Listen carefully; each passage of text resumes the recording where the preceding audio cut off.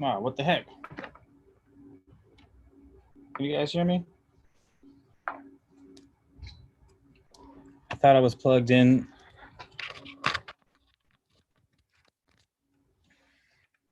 Check. Can you still hear me? Hello? Hello, check. Is this thing on? Yeah, I think it's on. I think it's on. I don't have much as far as content. I got home from work late today, and then, but it is our 6 o'clock. It is our 6 o'clock. What? Tuesday. It is our 6 o'clock Tuesday. So we're running live. It's a magical night, ain't it? Come on in, take the shoes off, stay a while.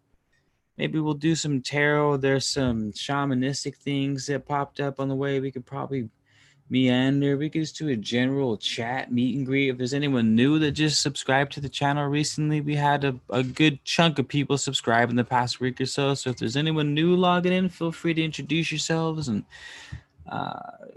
share anything worth sharing, or share, whatever the case may be. Feel free. Sort of an open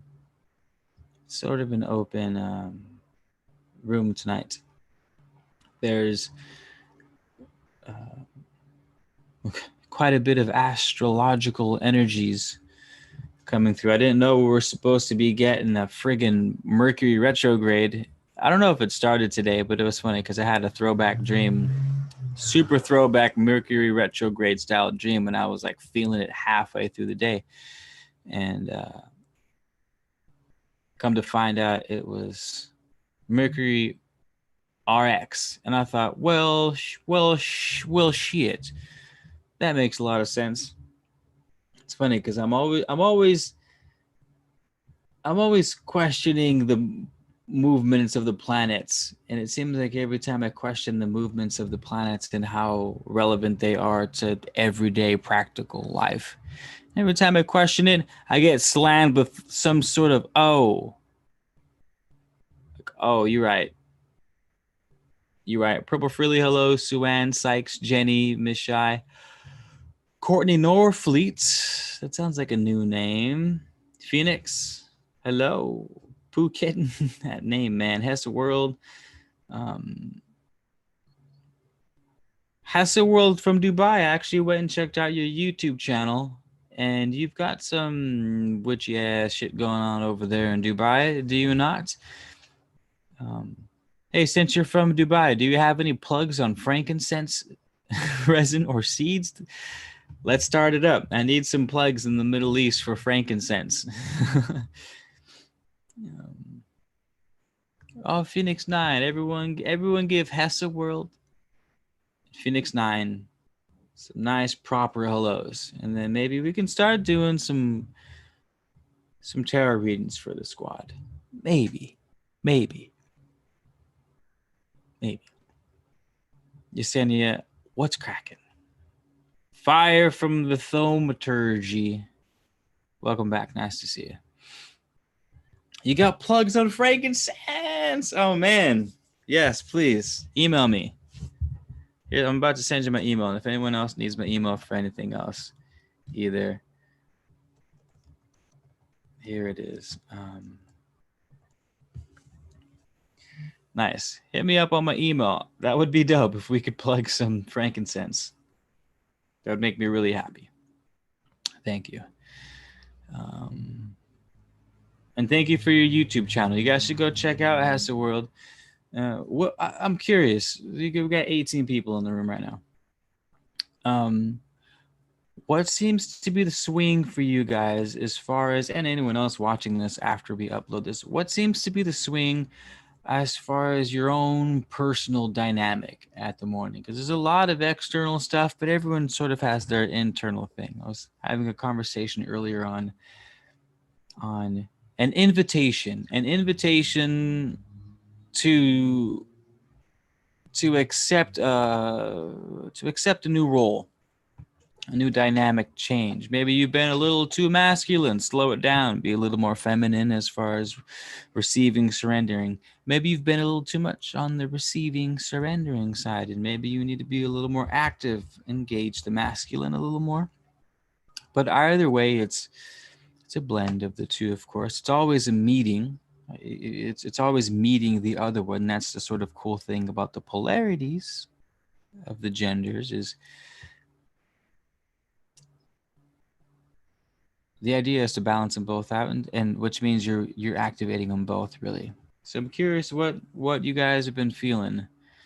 Um, as far as your own personal, like, have you guys been slamming tarot readings? Have you guys been sort of um, not having a spiritual practice at all, and just like watching your favorite Netflixes and your favorite YouTube videos? Passively watching spiritual YouTube videos. I know I have some phases where I'm not necessarily trying to learn anything, but I am passively absorbing information. Like I'll throw in a Shiro for a few minutes, then I'll throw in another one of my favorites for a few minutes just to keep in touch with the goings on in the world. And then sometimes I'm in it. So you guys crafting shit, like what's going on? What's the flow of the energy these days? It's weird. We got the 2 full moons. I think the next full moon is some sort of supermoon, though I feel like there's always I feel like every time I turn around, someone goes, "Do you know it's supermoon? It's gonna be the closest moon in 12 years." And I'm like, "Yo, I thought we just had a closest moon in so many years a couple months ago." So maybe I'm existing in some sort of weird alternate timeline where I'm bouncing back and forth between there always being a really gnarly supermoon that I'm not at all complaining about. But this one happens to fall on Halloween also. Like, come on. And Mercury retrograde. Like, what? And I think, isn't there something weird going on with Mars? I know I see Mars chilling bright front and center over in the sky. Um, it's always nice to know where everyone else is at, because there seems to be a sort of collective, especially if you guys are all here listening to this conversation. Means you're somewhat in the vortex. It means I'm in your vortex also, and vice versa. So there tends to be at least minor correlations that are useful for the squad to sort of hear the rummaging of everyone else. Not doing much these days, not motivated. I feel you. Yesenia says now we're international. Girl! Yesenia, we've been international for days. We've been international for days, pon days, if you know what I mean. Not motivated, but I feel you on that side, because I've been feeling not motivated for months now. Happy and stuck at the same time, learning in a weird space. I understand, but I don't really get on with the craft until it's cold outside. Well, I mean, your name's Fire from Thaumaturgy, so maybe, I mean, fire is extremely useful when it's cold.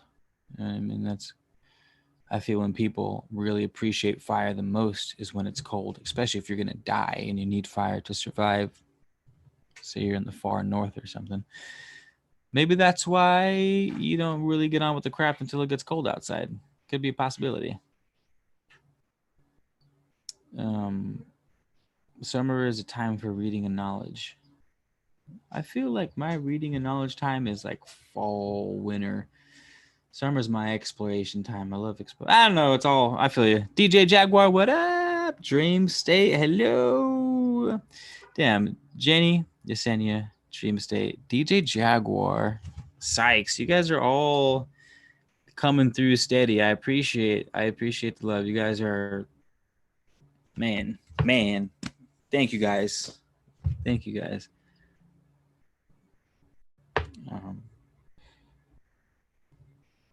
my year. Nice. And with everything going on, I had to go hermit to understand forcibly. Going hermit, Phoenix. Nice.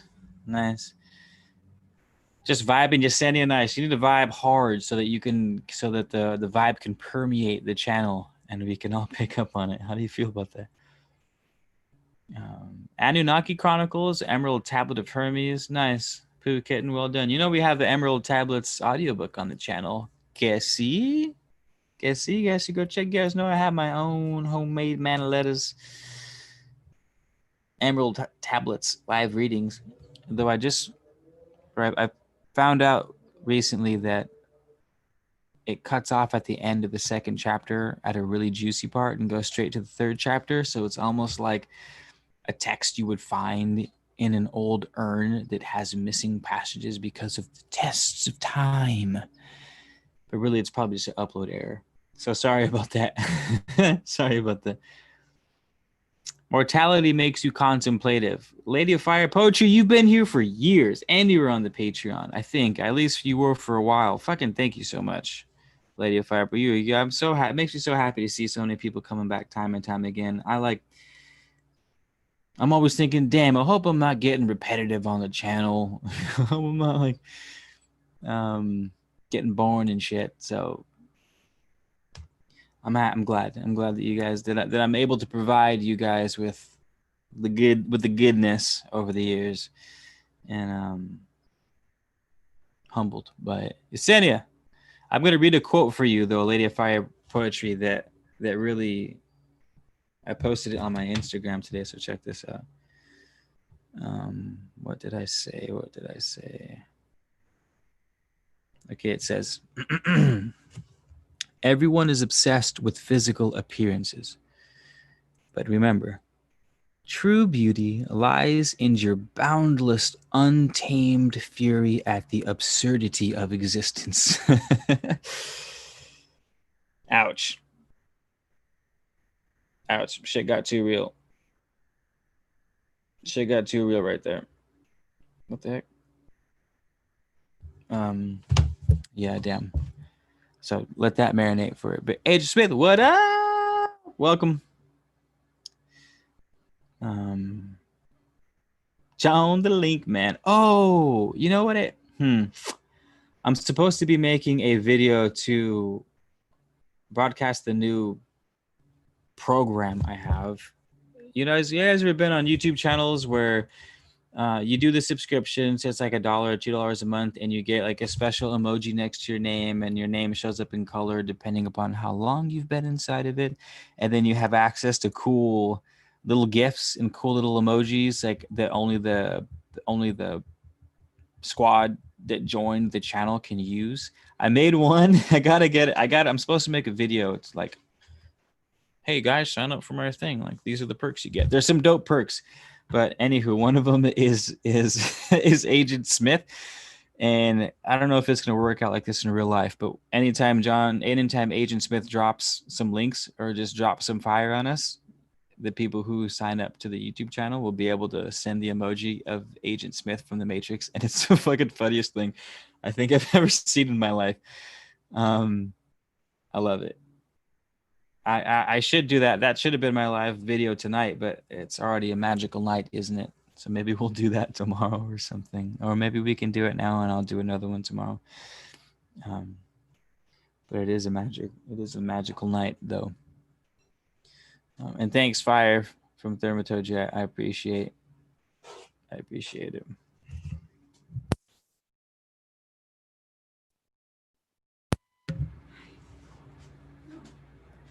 I haven't launched the join button yet because I'm supposed to do. I was waiting for YouTube to basically give the okay for the perks that I was giving out. I guess we can run that right now. Hold on one second.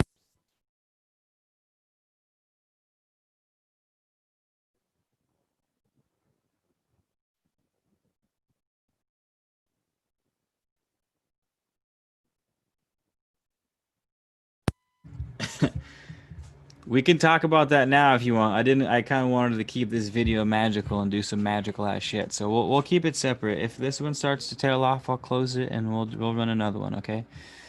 And I'll tell you guys all in, like, there's some cool perks. One of them is like, you make the suggestion of what the topics are. Like, it's on you. Hey, what do you want this month? You want that? Okay, you guys, basically you decide what I talk about. You have the power. I got the power. And then the other one is a round table. This one's dope. It's sort of a round table of chaos magic, if you will. And I haven't completely thought it out yet, but it's going to be a group manifestation group. It's kind of redundant. It'll be a round table of group manifestation, and we'll create our own sort of sigil, whatever the hell it takes. Our sigil will all freaking set up the herbs to burn, and whoever's in the squad. It's going to be doing a monthly meeting. We'll go private, run a private live, and it'll just be us manifesting and running some chaos magic. You know what I mean? It's going to be dope as fuck. So, and not only that, but it's going to be what I would like it to evolve into is just this web, this sort of networking web where everyone in it is on par, um, is sharing their creations amongst a squad of people who are not only going to listen but going to give good feedback and who are going to plug each other in. Like Hessa, all I said was, "Yo, you're from Dubai, you got to plug on frankincense," and she's like, "Fuck yeah!" So even if she doesn't, it's like nice to connect and at least make a possibility. And I have the luxury of doing that at will because I have the YouTube channel. But it would be nice to get you guys in on it too. Like Alchemy hasn't been here for a while. Yesenia, do you have your own online shop? Or any of you guys are trying to create anything, period. Or if you're just trying to get in on the group manifestation on the Round Knights Templar type round table type shit. So it's going to be dope. It's going to be really cool. I'm excited. I've never done something like this before, and it's going to be a mastermind group. You guys remember Napoleon Hill, An Interview with the Devil, Outwitting the Devil? Remember? It's about that mastermind group. Here's Magical Night, isn't it? Here's the mastermind group. Napoleon Hill, you guys might know him by Think and Grow Rich because everyone's trying to make that cash. Everyone's trying to make that bread.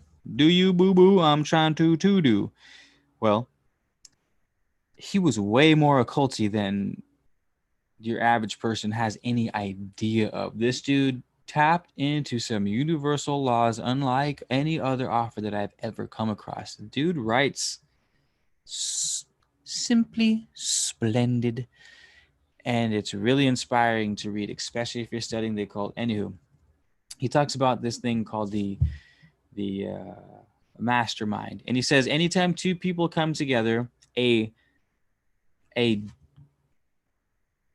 paraphrasing, a just about conscious and separate entity is created when more than one mind comes together, and that is the mastermind. So say you have 25 people in a room. Amongst those 25 people, they will all contribute a piece of their existence to this independently conscious thing, and that is your mastermind. He says it's one of the most powerful things that anyone has at their disposal. I think he actually says it is the most powerful thing.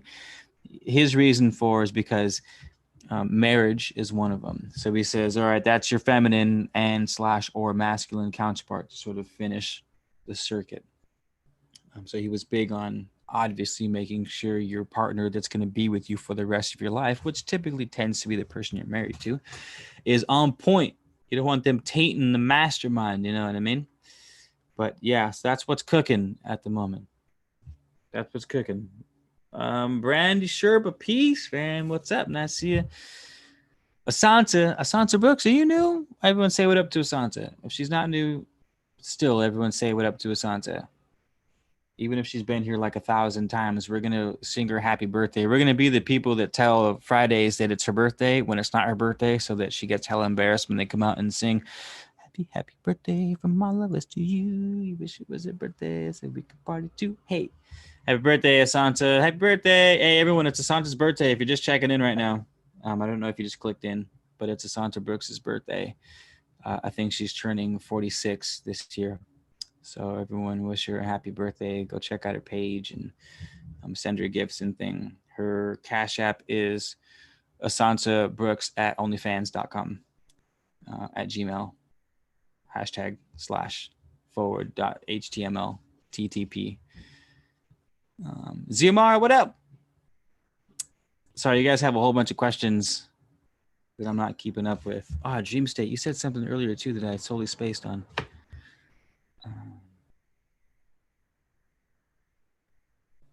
Love the transformation. Lots of occurrences that would send normal people to the mental ward. Damn, dude. Fucking well said, Phoenix 9. I'm so happy that you said that with such a light heart too, because shit does get real.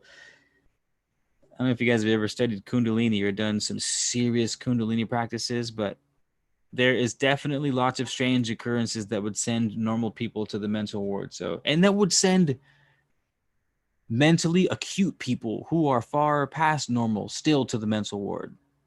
Shit, none of us in our fragile human existence is completely free from the mental ward. You know what I mean? We could be in the mental ward right now. I could be talking to a wall right now in a mental ward. You know what I mean? From that dose I took back in 2014. Who knows? Maybe it's still 2014. I'm still in the mountains. Maybe I'm still talking to the aliens. I'm going to wake up tomorrow morning back in the mountains 2014. My buddy Miles is going to be like, yo, what happened? I'm going to go, what year is it? What year is it? Anywho, we're going to get the join. I'll do the video for the join tomorrow, you guys. How's that sound? Oh, man, I was supposed to send something. Fuck, it didn't go through. Okay, hopefully that goes through. What do you think about the two moons and the planet Nibiru, which is the home of the Anunnaki? Okay, here. That's a huge question, Pooh Kitten. That's a huge question. And the planet Nibiru. I mean, I don't have any direct experience with throwback paradigms of human existence, if that makes sense. You guys want some ice cream, by the way? The ice cream man's here. Ice creams? Anyone like a Superman, a little Powerpuff Girls, popsicle, big sticks, Choco Taco, maybe some chicharron with lemon and chili? That shit's fire. Nope. All right. Yeah, here's what I think about anything involving alternate human history paradigms, period. I believe that there has been a multitude of highly advanced human civilizations that have spring into and out of existence for millions of years. And I say that with, 99% conviction, because based on what I've come across reading science articles and whatnot, there's this one science article in particular that shows human bipedal footprints walking into a mountain. So basically you got a mountain and then a rock and they meet, right? They meet like this. This rock here was pushed up. So basically it looks like the footprints are walking through the mountain, but what happened is that the footprints are so goddamn old that they're fossils. The fossilized footprints were uplifted with the crust. Like, that's how old these footprints are. So they're saying, look, the only way these humans were walking, and it was dinosaur footprints too that they were following, by the way. But like that, they found a sphere of iron in rock 2 million years old. Iron doesn't exist in nature. Like it exists in rock, of course, but you have to mine it, crush it, and then you smelt it, you heat it up so that the iron separates from the rock, and then you collect the iron and you cast it into a shape. That shit wasn't going on until like 2000 BC. And they found an iron sphere in rock 2 million years old. So like, I for sure 100% believe that there's been hundreds of civilizations that have come into and out of existence for a really, really long time. Hold on one sec. It's coming.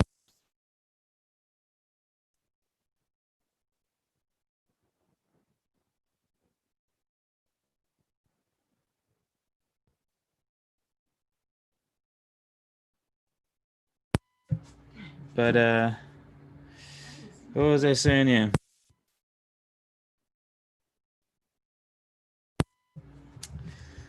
Where are we at? I'm super behind on your guys' comments.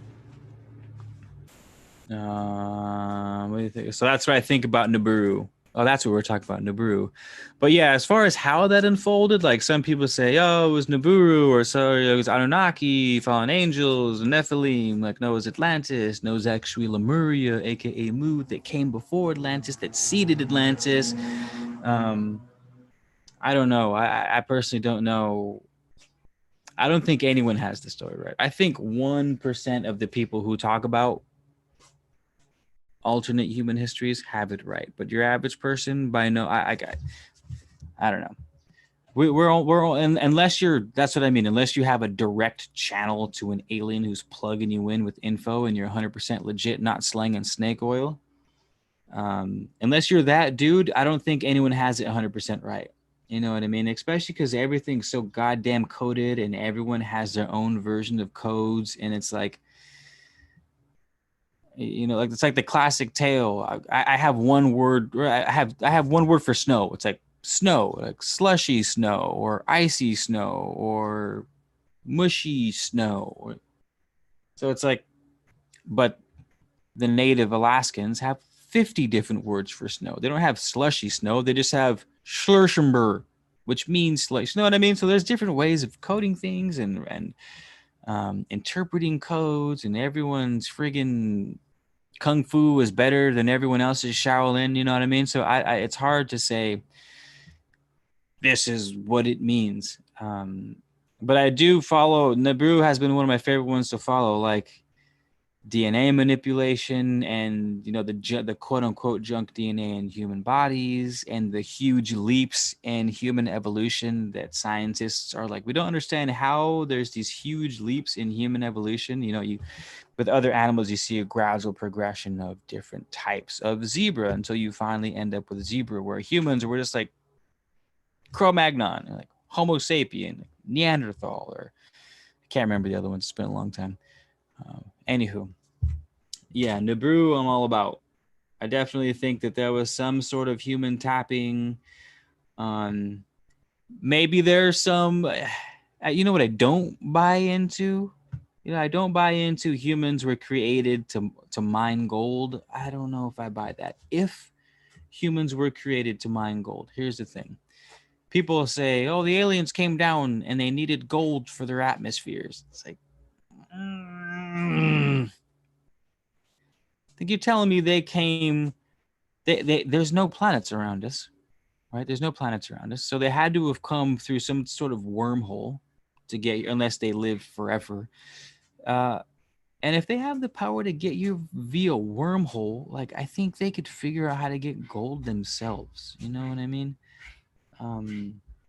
Without having to sort of create this human civilization that's doing it for them by mixing shit with monkeys. What I do think is that maybe there was some sort of advanced human civilization that was here for a long ass time. You know what I mean? We have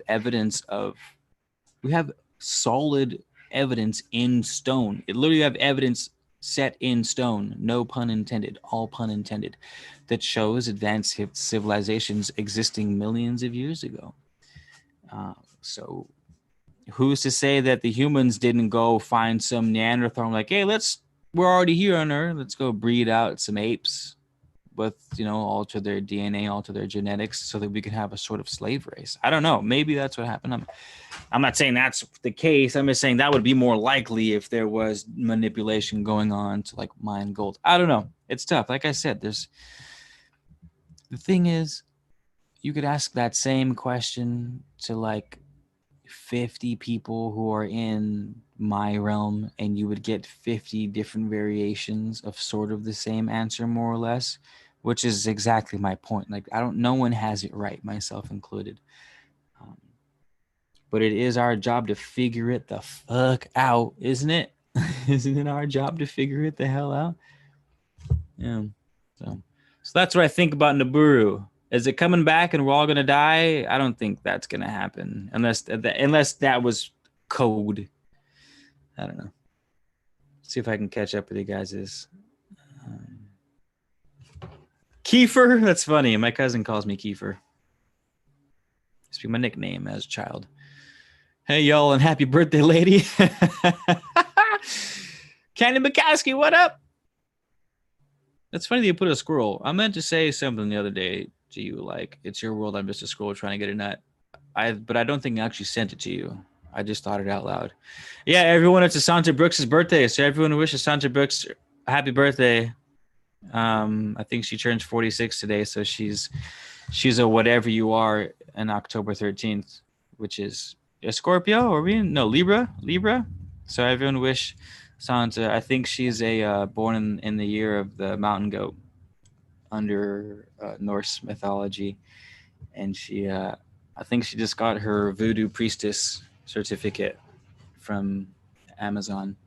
So go wish her a happy birthday and subscribe to her YouTube channel. I think she's panspermia. Whoa.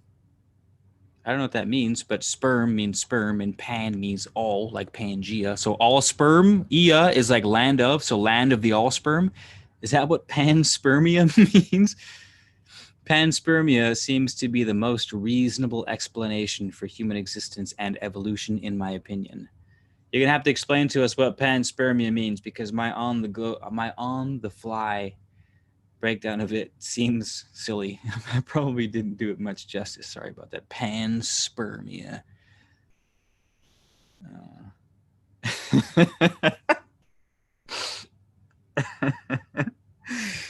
Oh, that's funny. I'm reading your guys' comments. Yeah, I have. Oh, that's funny. I'm so happy. It's so much fun running a YouTube channel like this. Sometimes it's. Oh man. What's up with the squirrels? When I first woke up, one just chilled at my door as I meditated. I don't know. That's 3 squirrels in a row. So let's look it up. What does a squirrel represent spiritually? Well, it's probably more nut stuff, because sperms are about the nuts, and we're already talking about panspermia. So we got nuts and sperm so far.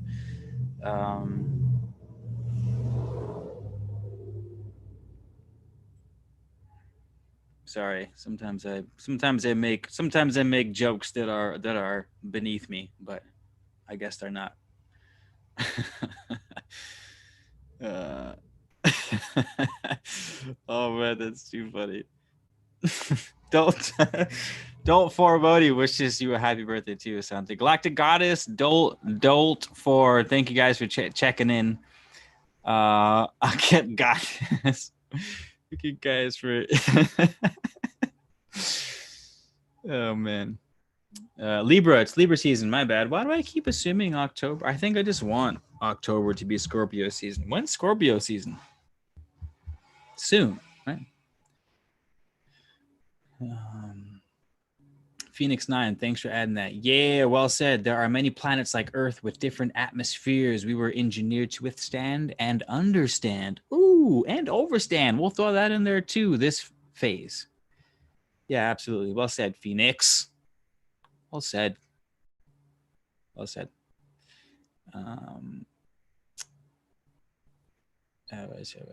Life came in on an asteroid from space. I've heard the life on asteroid. I didn't read your previous comment, Thaumaturgy, but are you talking about the spores? Oh, is that what you meant by spores? By the like mushroom spores? I like that. Let's run with that. Let's run with that. Winklebottom. That's a fun name. Winklebottom. What up? Ayo, nice to see you. Thanks for checking in. Everyone who's here, thank you so much for being here, by the way. Let me just stop and tell you guys that it is a magical night, isn't it? And I would like to formally welcome you all here and say thank you for being here and invite you to take your shoes off, stay a while, make yourself comfy, don't dirty my floors. Yeah, we got a good squad going here. Every Sunday and Tuesday, we go live at 6 p.m. Pacific Standard Time. Also wish Asanta Brooks a happy birthday. It's her birthday today. She turns 52.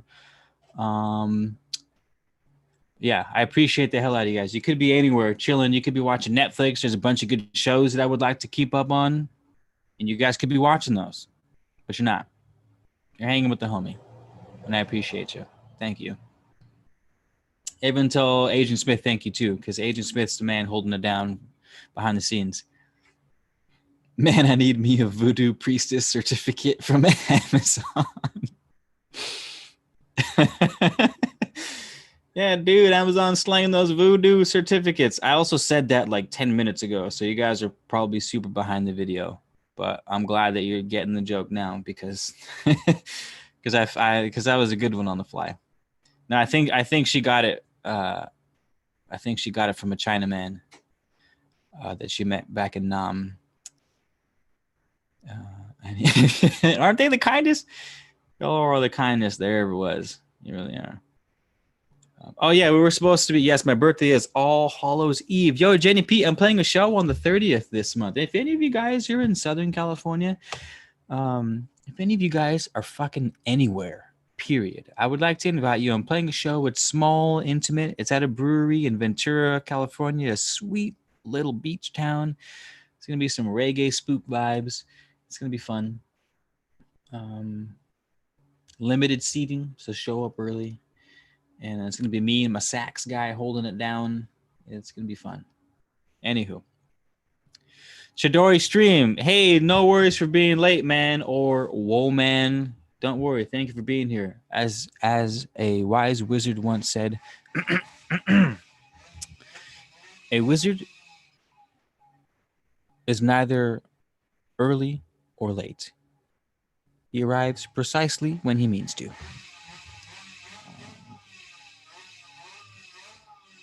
So yeah, you're good. You're good, Chidori. You're good. Just be sure to wish what was your name? Asanta. Be sure to wish Asanta Brooks a happy birthday. She turned 26 today. She's a Pisces. Yeah, so we're looking up the squirrels, right? We're looking up the squirrels mean symbolically, other than nuts and sperm. We never figured out what spermia meant, though. By the way, did someone fill me in on that?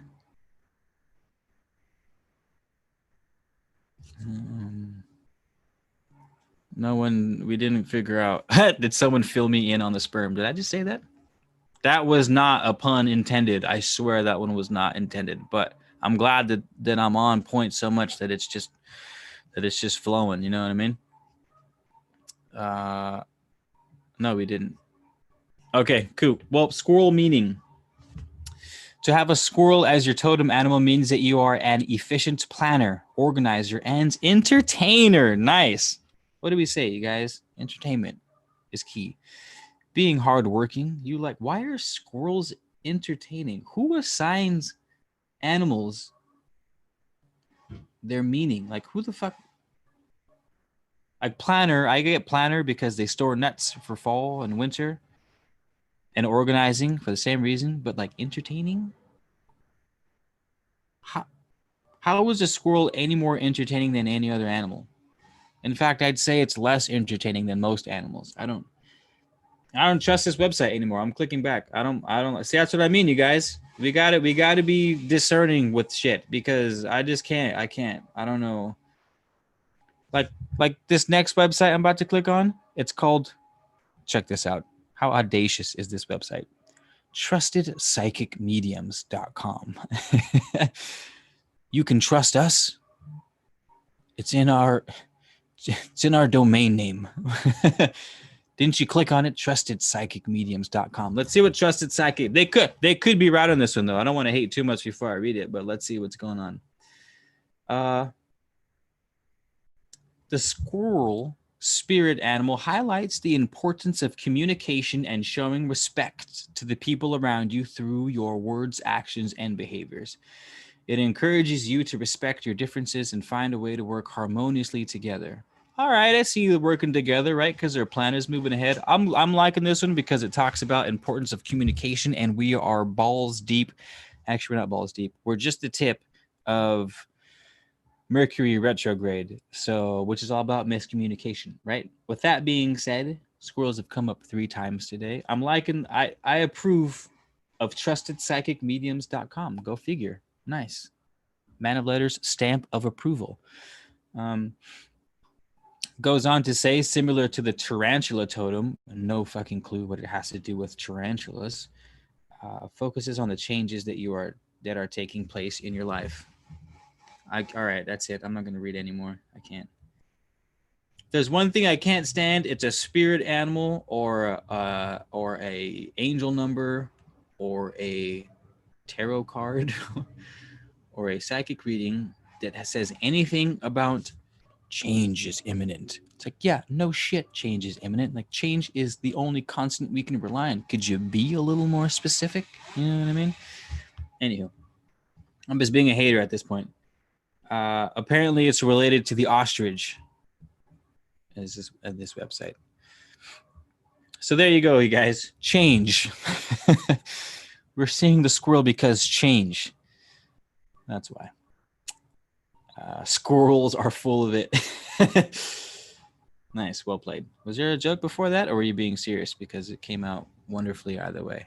I'm gonna catch up on you guys' comments. I feel like it's been busy. Oh, you posted the definition of panspermia? My bad, I missed it. I tried to go back to find it too. I'm gonna put it in. I'm gonna put it in the dictionary. I'm gonna put it in the dictionary.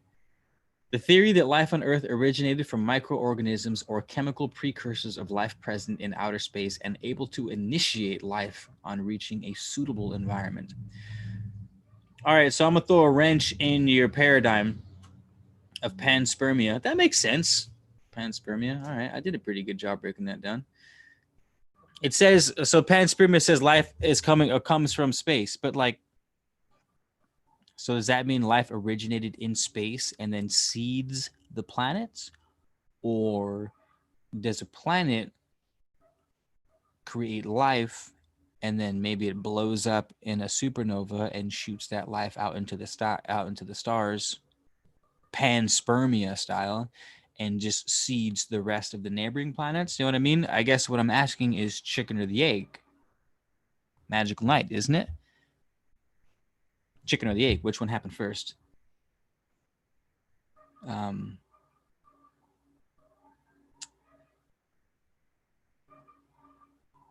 They playfully collect nuts, all the while keeping up with playful. Oh God, my bad. I didn't realize squirrels were so playful. I thought dogs were way more playful. I thought that'd be a good representation of playfulness as far as animal energy goes, but what ifs. I'm sorry, I'm way behind you guys' comments. That's why I try. My bad. Later, Michelle. Happy birthday. See you next time. Whoa, Phoenix and Bloggies there. Sorry, I was on my way out, but much more. Brief description. Squirrel is getting ready for winter and running around everywhere. My squirrel was laid up, bro. What do you mean? What does laid up mean? Like he was chilling? Like he was just maxing and relaxing on the porch? Or like half dead? Did he look sick? Like was the squirrel just laid up dying on your porch? What does it mean to be laid up? Can I Google it? I'm about to Google it. Barbara Donica. You know the Ventura? Barbara Donica, I haven't seen you in a while. Nice to see you. Man. Thanks for tuning in. It is a magical night. It is. Talk about Mercury retrograde. Egg. Egg came first. Nice, Sykes. Good answer. Egg came first. Because where would the chicken come from if there was no egg? Obviously, the egg came first. Magical night, isn't it? Heat, friction, gravity came first. No, you guys, you're all fucking alchemists here. Thought. Squirrels are evil, Sharky. What up, Sharkeen? Yeah, squirrels are evil as fuck, man. I don't trust them. Or chipmunks. Chipmunks are far too cute and far too shifty to be trusted. I'm not buying it. Squirrels are more playful? Cool. Nice. You guys learned me today. I didn't realize that. I didn't realize that.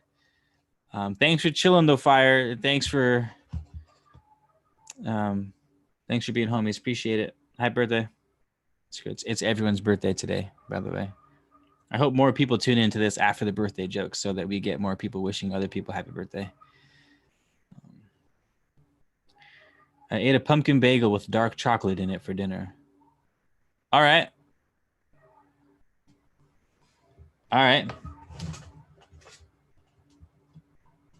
Is that cool?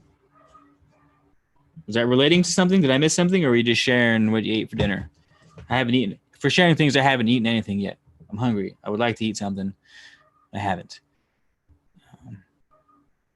Following the work of Dolores Cannon, the lady who originated past life hypnosis, many of her clients recall being different things, plants and animals, elements, and even beings that seeded the planet. That's a cool thing to have a past life touch in on.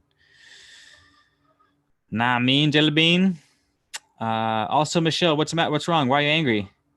Angry with a good ass heart. I feel you on that. Person fact: the Brooklyn squirrels are dope. Nice. Yeah, I'm not saying squirrels aren't homies. Especially chipmunks are super homies. I was out in Colorado. I was at a gold mine, panning for some gold and shit, doing what you do at gold mines. And the chipmunks are running up, crawling on me and whatnot, just being super homies. Yeah, they're homies as fuck. Absolutely. Ooh, dinner. My bad. Yeah, bagels all around.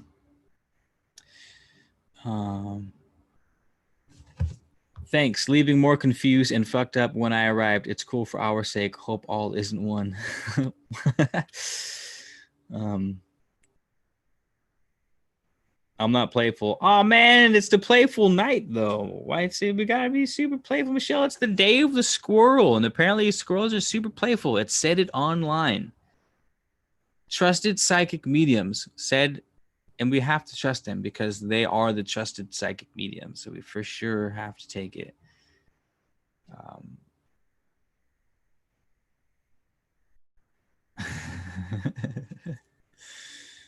All right. Fine. You can't be playful anymore. Is there we did the animal totem. We touched on a couple different things. Was there anything else you guys wanted to share? Anything else relevant for the energies at the moment, for the dynamics of the pendulum at the moment?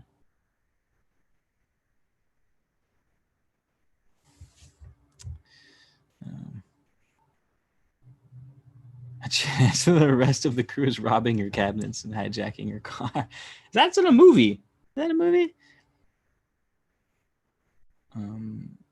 You intermittent fasted. I intermittent fast a lot, but that's just because I get really lazy in the mornings and I don't make breakfast. So I get a good like 15-hour fast every day from about 9 o'clock at night until about noon. Does that counts as intermittent fasting, right? Or is intermittent fasting you got to go a day or so? I'm not sure how that works. My favorite band, Lady of Fire Poetry, would like to know my favorite band.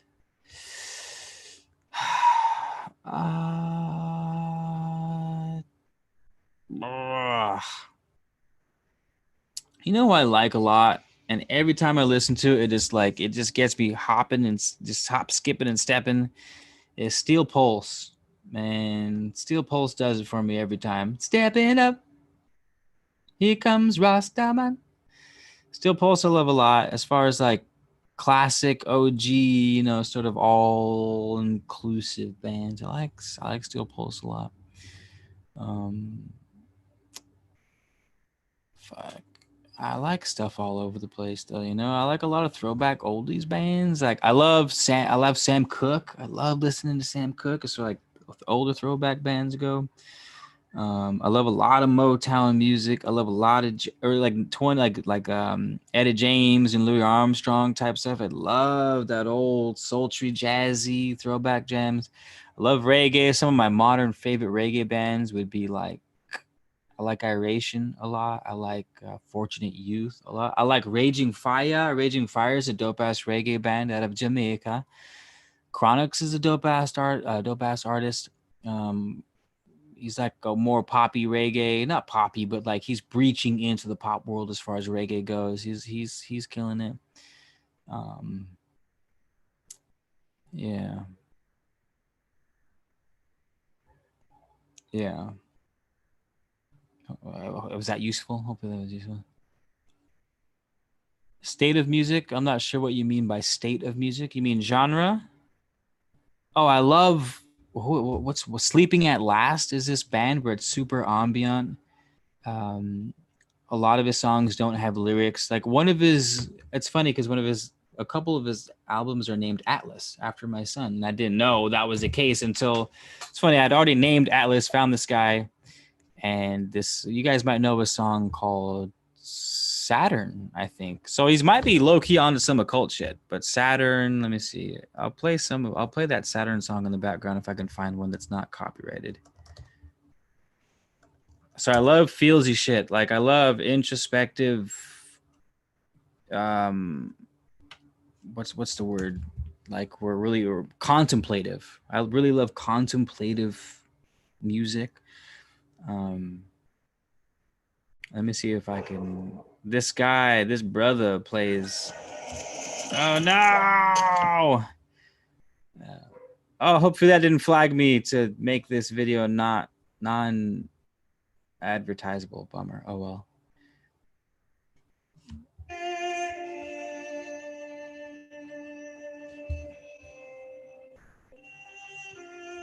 Here, do you guys yourselves a favor.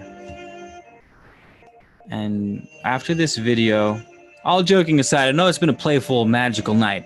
Has it not? But all joking aside, when you go to settle down night and you're doing your rituals and you're doing your whatever you're doing to wind down from the night, to just sort of hang up the life on the shelf and just put it down. And when you take off the mask, man, when you take your shoes off to get comfy, put this song on. It's beautiful. Oh my God. This is one of my favorite artists. And I say that with as much gusto as I do, because a lot of the music I listen to is like reggae's feel good. You know what I mean? It's always going to be there. I can listen to it anytime, any day, like your favorite jams. But stuff like this, when it is the right time to listen to it and you do catch a vibe, it's like, man, there's nothing like it. There's nothing like it. The places music can take you to, the things a good artist can do, man, with a pen and a paper and a few keys on a piano, it's beyond me. It's beyond me. And man, that's my favorite shit. People that can make music like this is just my favorite thing in the world, you know.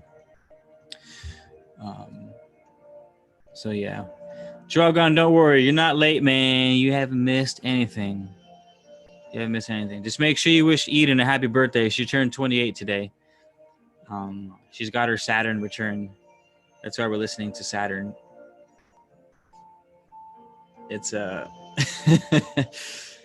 she I think she was saying, what was it? She was couldn't say it with a straight face. Yeah, Drogon, I saw that. Magical night, man. Magical. You said, so check this out. Drogon Financial. Drogon, I'm just going to call you Drogon. It says, every time I play the keyboard, I feel a presence on my left side watching me. You know what's funny? I don't feel presences when I play piano, but I lean to the left hard when I play piano. I usually find myself like, I'm like, maybe Sir Sayers, we should look that up. Maybe Richie Breed is on. He's good with very abstract questions, and we should ask him about that. What's up with that left side? Oh, someone disliked the video. They must have been super about the squirrel life, and I must have just ruined it for him. My bad. I didn't mean to talk shit about your squirrels. I love squirrels. I mean, as much as anyone else loves squirrels, which maybe might not be that much. So maybe I don't really love squirrels. I don't know, but my bad. I hope I didn't offend you about the squirrels. But I'm gonna read you guys. Oh man, I'm gonna read you guys lit. Oh, it's so nice. Oh, it's so nice. Okay, I'm gonna read the lyrics to this song.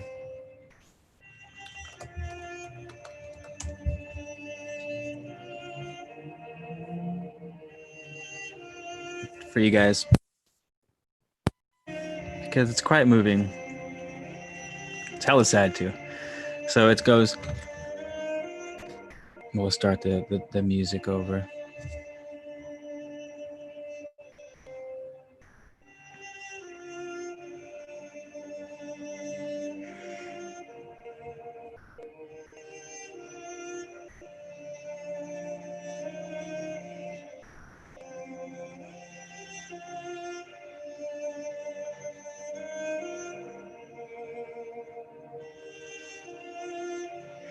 Um,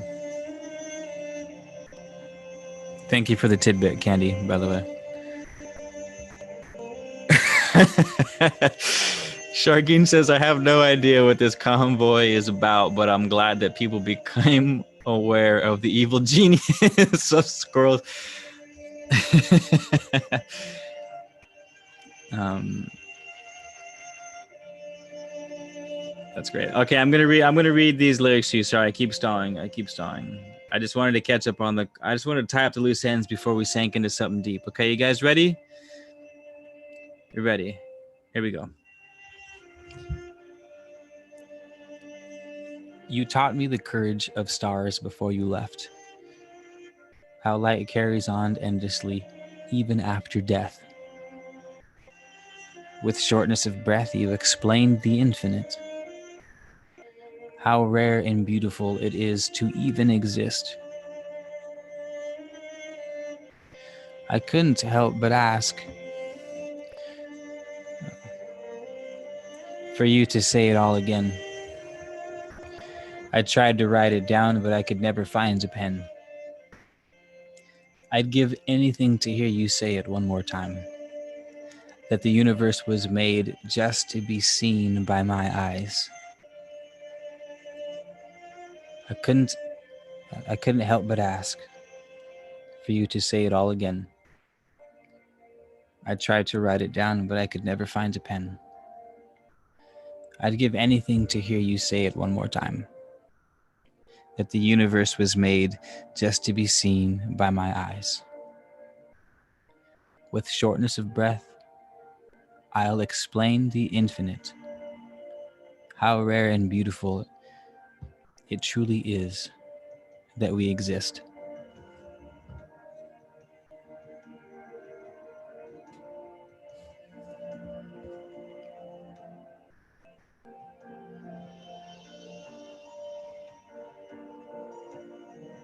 Isn't that beautiful? Yeah, and you want to talk about code too. I mean, the song's called Saturn.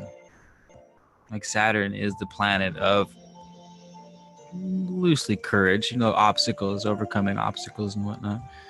Our boundaries, we learn our boundaries from Saturn. And therefore, we learn courage to overcome those boundaries from Saturn. Saturn is the name of the song. The music playing in the background, it's just a really long intro before the lyrics come in. But they said, you taught me the courage of the stars before you left. The Saturn return, which if you've heard of the Saturn return, which means there must be a Saturn departure. And how light carries on endlessly even after death. People say that the rings of Saturn are where we go after we die. Wink, wink, let those with ears. And with shortness of breath, you explain the infinite. Like, how fucking poetic is that, man? With shortness of with less words than you should have been able to, you were able to explain everything that there is to explain. And how rare and beautiful it is to even exist.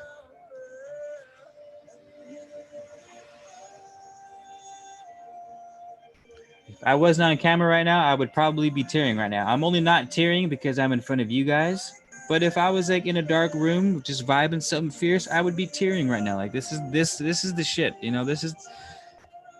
These are the experiences that we go after, that we crave as like people that really want to fucking create that epitome of existence. These are, because that's what it is, right? You want money, yeah, you want to travel, and yeah, you want a partner, and yeah, you want love, and yeah, you want happiness, like, but what you really want is to reflect upon existence and be dumbfounded by the beauty of it all, in whatever form that it wants to show up as. Like, that's what we're after.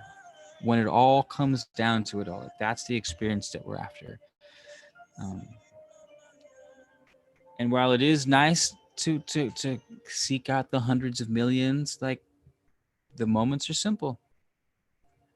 The moments are hella simple. It's like it's paying attention to them as they come. Like I I used to give these seminars on how to be beautiful, right? And it was I portrayed it under the lens of relationships and relationship advice and things like that, but it wasn't relationship advice per se. It was all about it was all about how existence needs a witness. You know what I mean? And like you want to be more beautiful, you want to find more beauty. You have to evoke beauty. You know what I mean? Like, like if I gave you a camera, if I taught you how to use a camera, and I put you in a fucking back alley somewhere, and I said, don't leave this alley until you have 9 pictures worthy of whatever your local art gallery, you would make it happen. Like there's artists out there who can make a beat up old pair of shoes sell for $2,000 because it's how we capture a moment. That's what beauty is. Beauty is how you capture a moment. It's like it's waiting to be evoked. Yeah, it's the sunsets and the sunrises. Those are the most obvious ones and should not be overlooked also, but it's there's so much. And the ability for someone to pick up the smallest um the ability for someone to pick up the smallest piece of beauty and to make it bigger than it is, and not even bigger than it is, make it as big as you want it to be, as big as it can be, as big as the potential can be. And that's a fucking skill, man. That's a skill if I've ever seen one. It's weird at first, and it takes it's you got to be into something, you know. That's why the artist life is so appealing to people who have been touched by it, because it's hard to find it outside of that. It's hard to find what I'm talking about outside the life of an artist, and I don't mean a painter or a musician or like it could be like art can be anything. It's just someone who creates something, someone who can have an abstract idea and then can materialize the abstract idea into the world. Whether it's like a thought or a poem or a painting or a song or a car or a trip. You can even sort of, we talked about curating the other day, even curating your own perfect 18-day trip on day 1 through 18, and you do it to where all your um adventures line up with the stars. Like, all right, on this day I'm doing this because the sun is in this phase, and I'm going to go to this bar and have this meal because of this phase. And then from start to finish, your whole thing has been curated to be this magical ass night. It's a magical night, isn't it?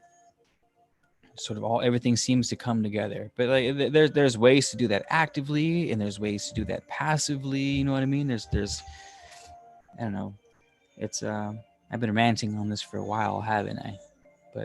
But for a reason. I've been ranting on this for a reason, because it's man, it's so important. It's so important. Um, yeah. Guess I can go back to your comments now. Um,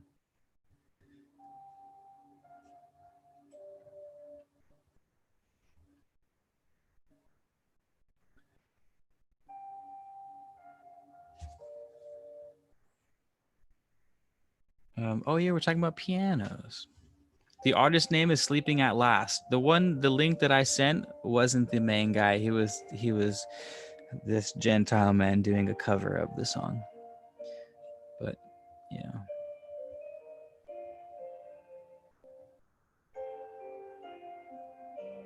Oh, it's isn't it just the night? Isn't it just this? It's music to my ears. It really is. It really is.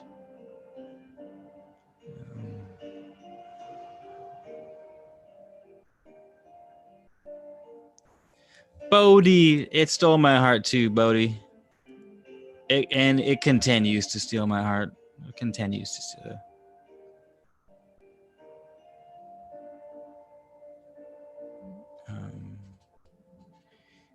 Do you have a favorite poet? There was a time when I had a favorite poet when I was like super about reading poetry in various fun fact, in college I studied creative writing, and so I studied creative writing in college. I've always enjoyed writing. I don't do it nearly as much as I should, but I do love it. I wouldn't be able to name a favorite poet. I would be doing my soul a disservice if I were to just throw out some name just because I happen to know some poets also. So I'm not even gonna say one. But yeah.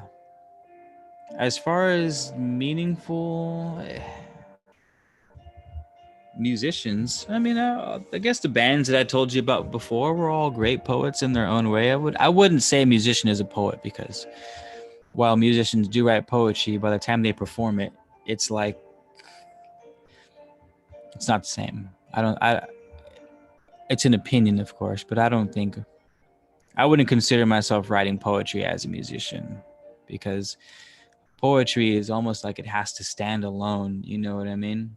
Like, you have to make poetry. It's difficult for a poem to slam like a song does, because the song has, yes, the poetry, but also the music.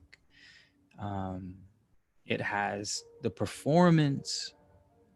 It has the rhythm and the beat.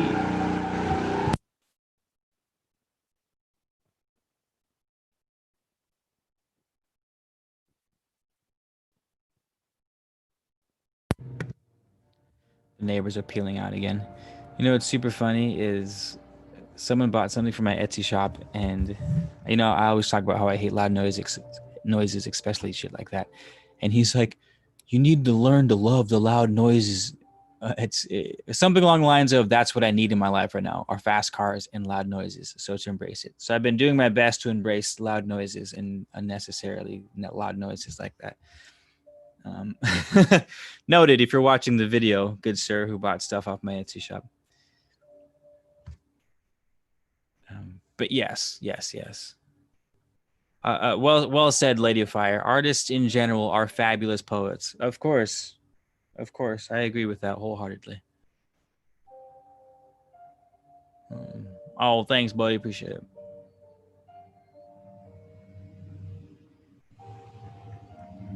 Still catching up with your comments. Sorry, I'm super behind.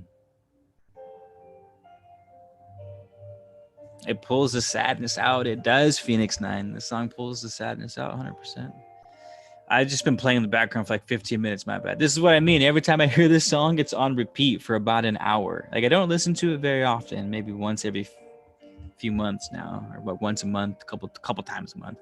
Every night. No, I'm just kidding. But when I do, I listen to it a lot. Um, I went to. You went to high school extension? Nice. That's a cool party story. Almost caught up with you guys' comments. Thank you for being so active in the chat room.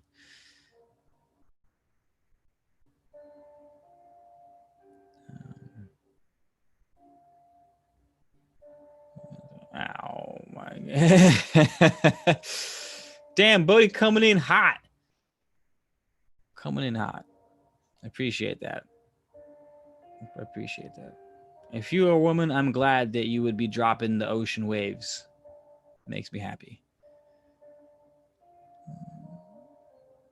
Learn to love the loud noises. Yeah, Jorgen, that's what he said. And he purchased a big ass order from my Etsy shop. So I was like, fucking fine. I swear, I read that, and my first response was like, fuck you. Get out of here with your goddamn loud noises. But no, he was right. That's like how this stuff works. Find the thing that's your biggest trigger and figure out why, and sort of reverse engineer it and transmute it into a superpower. So I got it. I got it. My bad. You right. Like, yeah, you right. I got you, fam. I'll focus. You know what they say about a loud, powerful car? Yeah, man. That's not even what I was thinking about. But yeah, screw that guy. He's probably got a small penis. That's why his truck's so loud. He doesn't. I'm sure it's a large, healthy, veiny, meaty one. That's what I'm saying. I'm trying not to be a hater. Like, great, man. This truck's awesome. It's a cool truck. It's a big truck. It's loud. It's got big tires and shit. I'm sure it's a great truck. My bad. Cool truck, man. We're working on it. I'm working on it. I'm working on it. Baby steps. Oh man, Phoenix, going through a divorce. Yeah, dude. Read the comments. Go to the original song. The guy who plays it. I don't want to play it because I'll get hit with the copyright. But look up and read through the comments. Oh my god, man! Talk about tearjerker. They're like, I thought of death when I heard it. I was like, oh man, it's for someone who died, and it was just super sad. But any extreme loss, man. Any extreme loss. And I'm hearing this song without like an acute loss of any sort. So I can imagine, heaven forbid, when it comes, it's nice to know that things are there to pick you up. You know what I mean?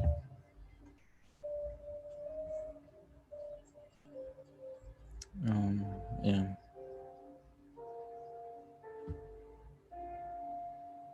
Reverse engineering. I really need to learn and utilize this skill. Help. Yeah.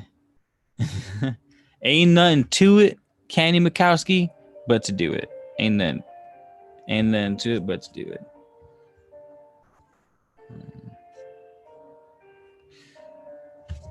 But someone got some nice piano jazz. This guy might have some other nice piano jazz. I do really appreciate people on YouTube, especially pianists who to Sleeping at Last, Blinding, and they put it up for free. It's like, man, you are a sir among sirs, a Gentile man among Gentile men. Always got a piano tutorial on Blinding Lights. He got a bunch of songs on here, and he's only got 2.7 thousand subscribers. Fuck that. We're gonna get this guy some subscribers. Everyone go check this guy out. This is his YouTube channel. Maybe we'll get him on the channel to play us some music.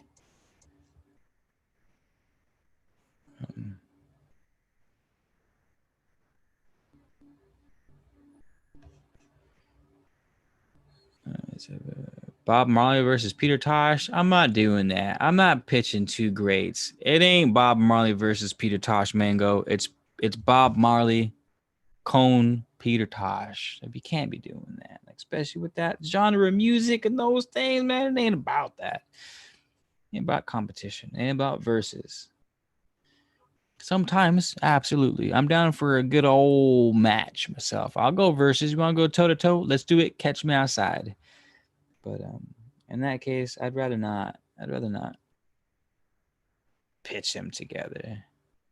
Hurts my heart, man. That ain't right, somewhere. When I just play the majors with triads and differentiate between the minors. I lean heavy on the minor side. I play a lot of minors. Let's see. You know what else is a good song? A good quest. I'm gonna put on another jam.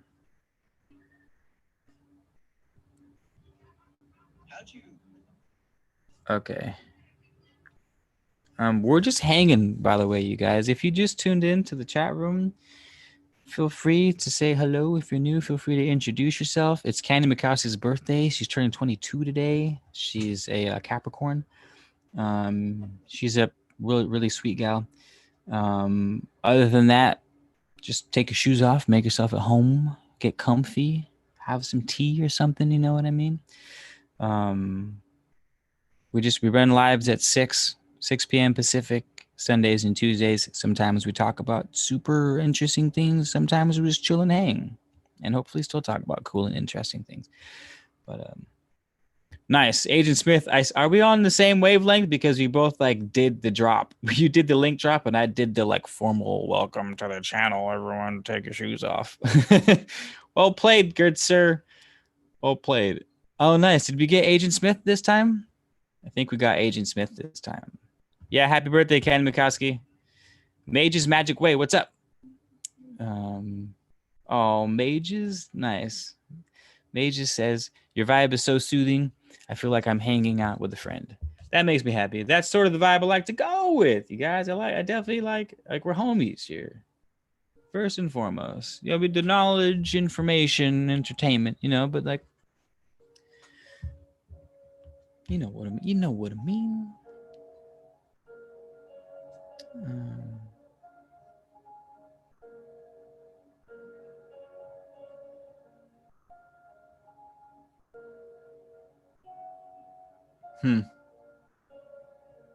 So check this out. Since it's Halloween, we'll go Tim Burton on you. We'll wait. We'll wait. We'll see. We'll see if we're gonna talk about that. We might save that for another night.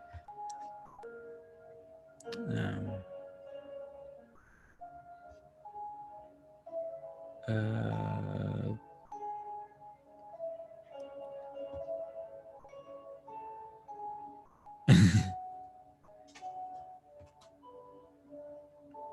I probably misunderstood you, Galactic Goddess. My bad. It came in a little hot on you. My bad.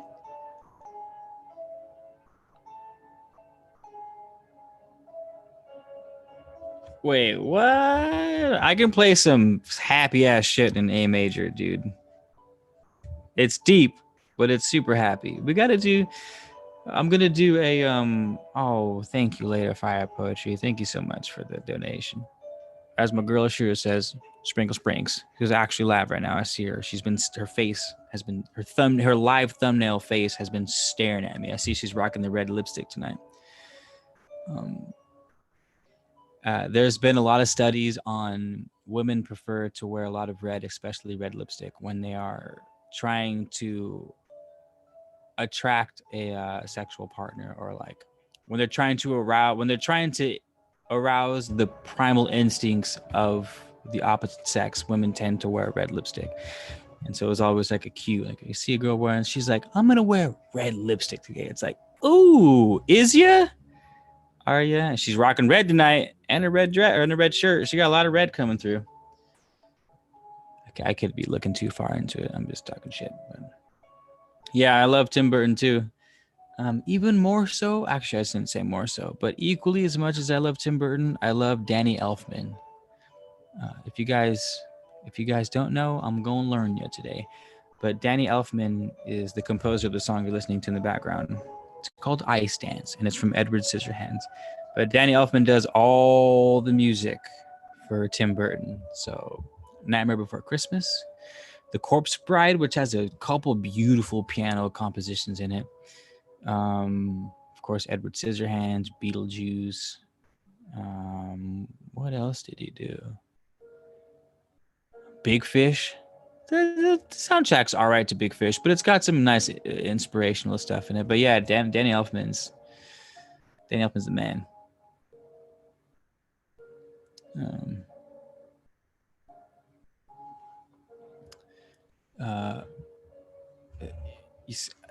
Likewise, Phoenix said, super comfortable on this channel. I am not a sharing soul, usually listening to and helping everyone else. Thanks, Keith, for the platform to just enjoy a good conversation. Hell yeah.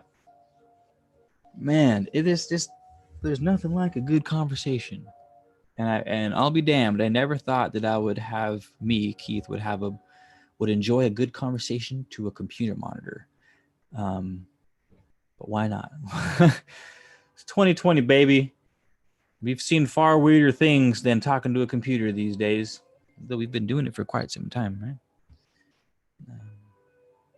Charlie and the Chocolate Factory. That movie was weird. I didn't like Charlie and the Chocolate Factory. Tim Burton's a weird dude. I get it, but I didn't enjoy it. I didn't enjoy Charlie and the Chocolate Factory. I didn't enjoy the music. I'm not sure if I didn't enjoy the movie because I didn't enjoy the music, or vice versa, or just flat out both independently. But I wasn't a fan. Again, Lady of Fire, though, thank you so much for the donation. Appreciate it. Sprinkle Springs. Drogon, yeah, I know. Humans are telling, you guys. Humans are super telling. Like, so I talk about this in my book, Under the Law of Correspondence. So you know how they say oh man. That was an accident. So you know how they say that The exterior world mirrors the interior. So here's a cool hack. If you guys are trying to figure someone else out, it's really easy to figure out how other people are, and you base it off of number one, their philosophy on life. So if someone says it's a dog eat dog world, or like if they have the mentality where everyone's out to get you and it's like fuck everyone and you just got to take care of yourself, then you go, okay, that's their paradigm. If that's how they see the world, and not that that's not true. I mean, their experiences have led them to believe that the world is a certain way and they act accordingly. That's how most of us operate. Well, we just, again, reverse engineer that. So we go, all right, he thinks the world's out to get him, and it's like kill or be killed, dog eat dog world. So you can basically forecast the future with that person in every one of their decisions. Like, okay, that's what they believe about the world. I know how they're going to act in any given situation. They're going to act as if the world is out to get them and they have to say fuck everyone else and sort of maintain their own. And then using certain clues in different circumstances, you can kind of determine the choice that they're going to make. Some people are like, no, dude, the world is love and light. And like, it's full of trust and magic. And the world is like a receptive place. It's open to understanding. And that may be right, that may be wrong. The point is that's been their experience on the world and they're acting accordingly, because some people have seen the world as love and light, as magic. I personally see the world as everything, and that's what the Hermetic philosophy taught me. That's what my studies had led me to believe, is that the world is sort of a blank canvas and everything is happening simultaneously. Sometimes it's dog eat dog, sometimes it's love and light, sometimes it's darkness. It's all those things and it's none of those things. And depending upon where I place my focus and depending upon where I place not just external focus, but internal focus will sort of determine who I am in any given situation, which, my friends, is a fucking lifelong journey. I speak about it as if it were just like, oh, you just make a left at the light and second star and straight on till morning. You know what I mean? Like, no, by no means am I saying shit's easy, but that's like the goal. You know what I mean? That's the goal.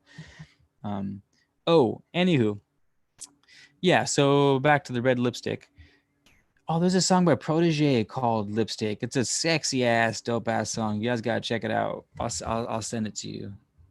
Protege Lipstick. Oh man, it's a good song. It's called No Lipstick. That's right. It's called No Lipstick because he's basically singing about his girl that rolls some spliffs, but she doesn't get lipstick on it.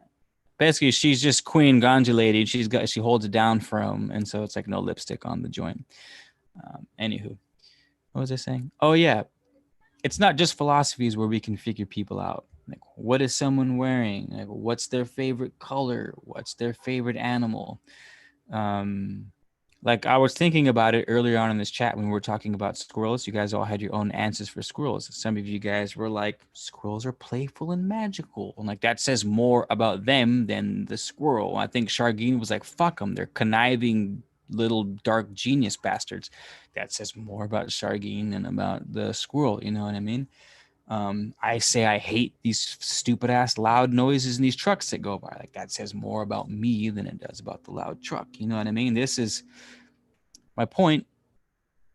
Yes, it's fun to sort of figure out how other people are, but the biggest or the most useful way to go forward with that idea is to use it on yourself and like sort of look back the past year and go, oh, Spotify is great at this. It goes, these are your most listened to songs over the past year, and I can go through them and see the dates on them. It's like, oh, all right, this is where I was. This is what was on my mind. The music was a reflection of how I was feeling, or I wore these clothes all the time, or I wore these shoes all the time, or like I went to this place all the time. It's all like everything we do is just all pointing fingers back to us. It's all information pointing fingers back to us.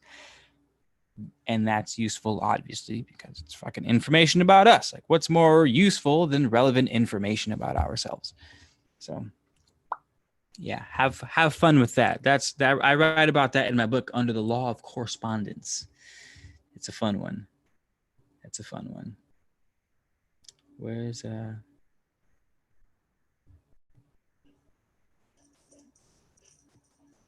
You rang a little jingle. I see what you did there, Tom Sailor. Well played, good sir.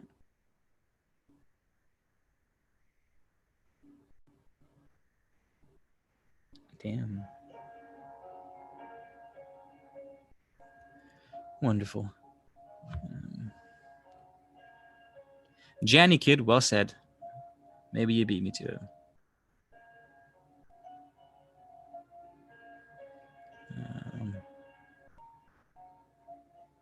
I'm judgmental and masculine women.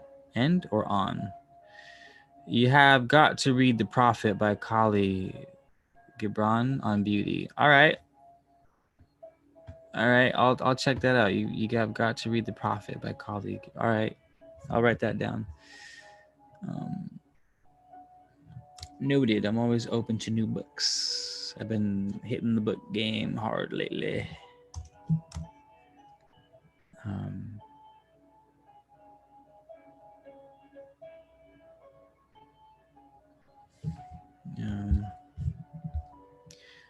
Jogon says, I never liked masculine women, but now I'm learning how everyone has a masculine as well as a feminine. Yeah, that's the interesting. So we're getting into my old relationship coaching days.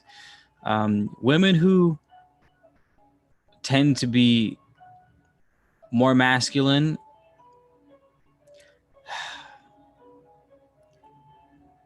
our chemistry has a lot to do with how we are as people. Like if you have testosterone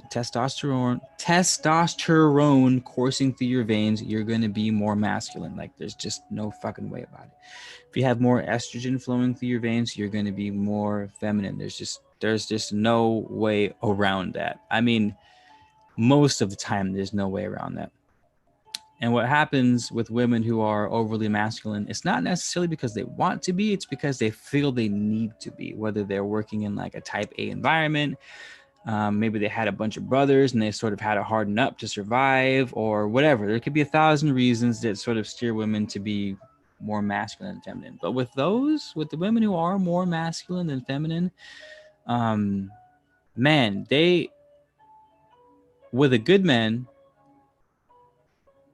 that they're usually good at determining. Masculine women are usually pretty good at determining good men from weak men because they exist in that world, right?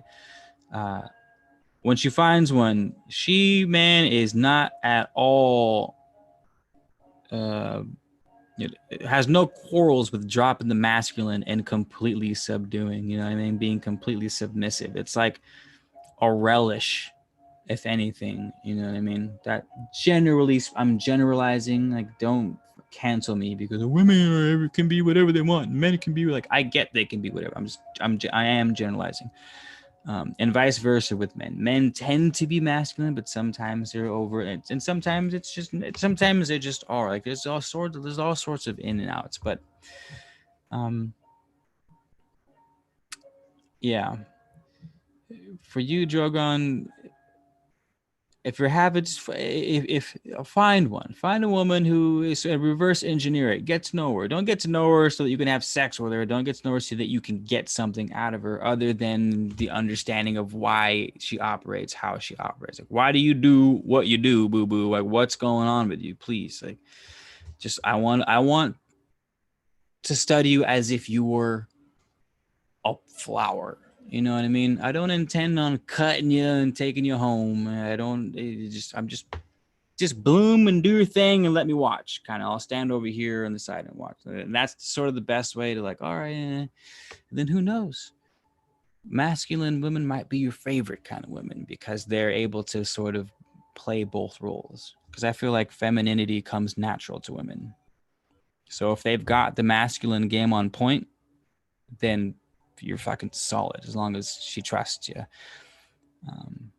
Anywho, yeah. Everyone was born a female. They weren't born a female. Everyone was conceived a female. Because I think I know what you're talking about.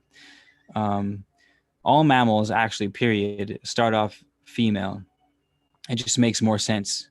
Evolutionarily speaking, it makes more sense to start off with less and add on to. So, yeah, what Lady of Fire is saying is Everyone starts off in the womb as female. If you have the genetic, but that doesn't mean you are female. You know what I mean? Because your genetics determine your sex. So you will have the figure of the female form, but you'll have the genetics for a male. So what the genetics do, say, oh, this one is a male, so we're going to structure the body likewise. What happens is the vagina seals itself up, and the ovaries fall out and turn into testicles. So testicles were once ovaries. I mean, at one point when you were in the womb, like we all, yeah, she's right. We all started off in female form, but we still had the genetic material for a male. You know what I mean? Um, so yeah. So it's hard having those kinds of conversations because today's weird, man. People have you thinking that men are women and women are men, and there's no difference between men and women. And it's like, I get what they're coming from.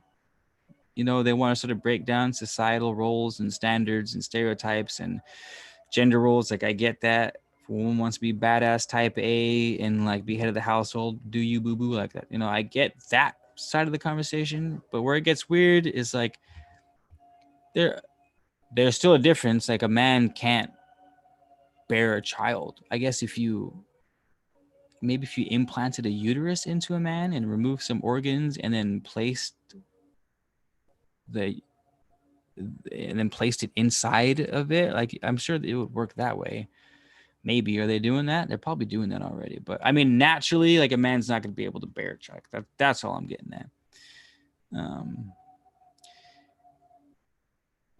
But yeah, Candy Mikowski, Lost Connections, Connection Gun.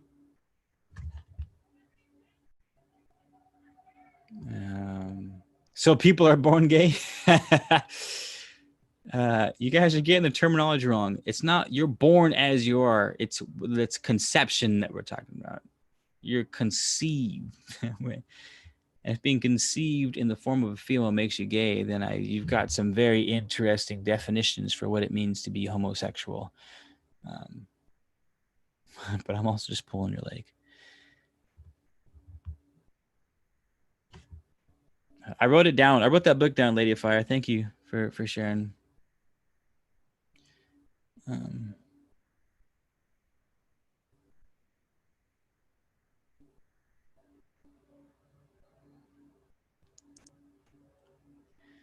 Yeah, well said, Jogan. As far as relationships go, if you can, yeah, well said.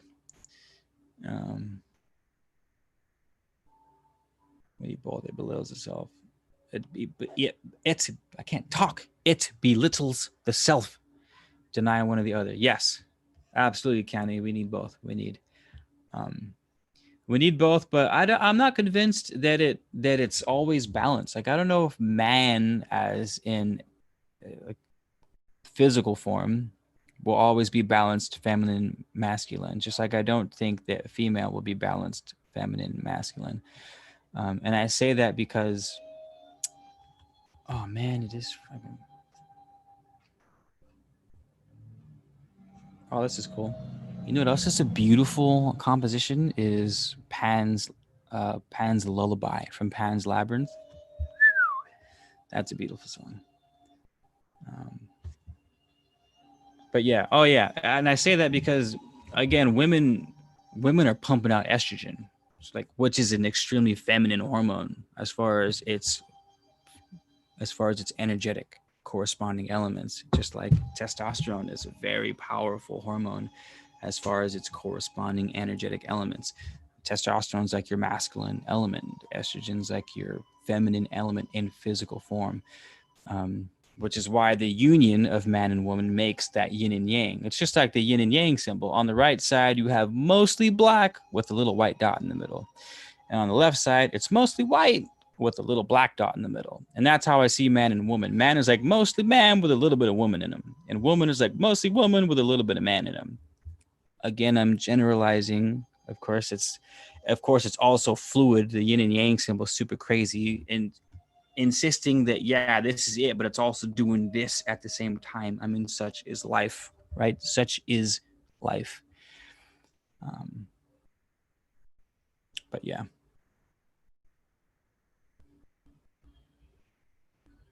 Hey, Drogon, there you go. Hit up your girl. Tell her what up. A man can't bear a child because their heart is not strong enough to take the stress. I believe that. Men die younger than women. Uh, I believe that. No, don't be too hard on yourself, Drogon. We all judge. Some of us more than others. Some of us admit it more than others, and some of us don't even realize it that we do it as much as others. You know, it's but you're better than you realize. Even that you're giving it a solid attempt is awesome. You know what I mean?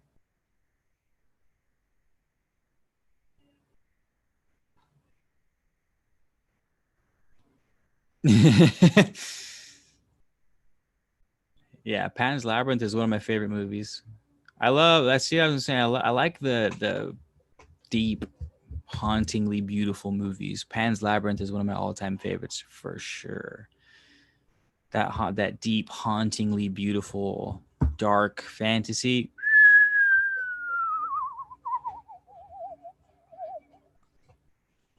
Nice.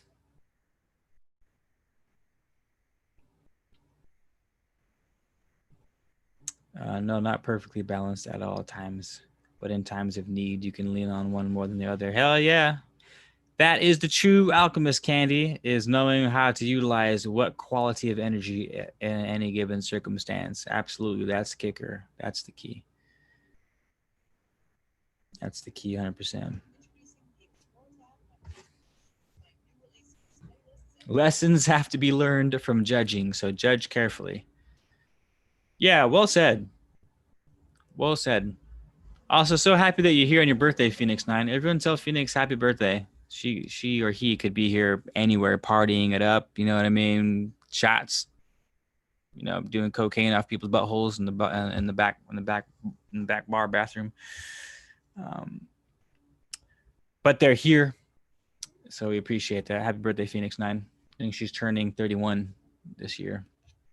She's a Virgo.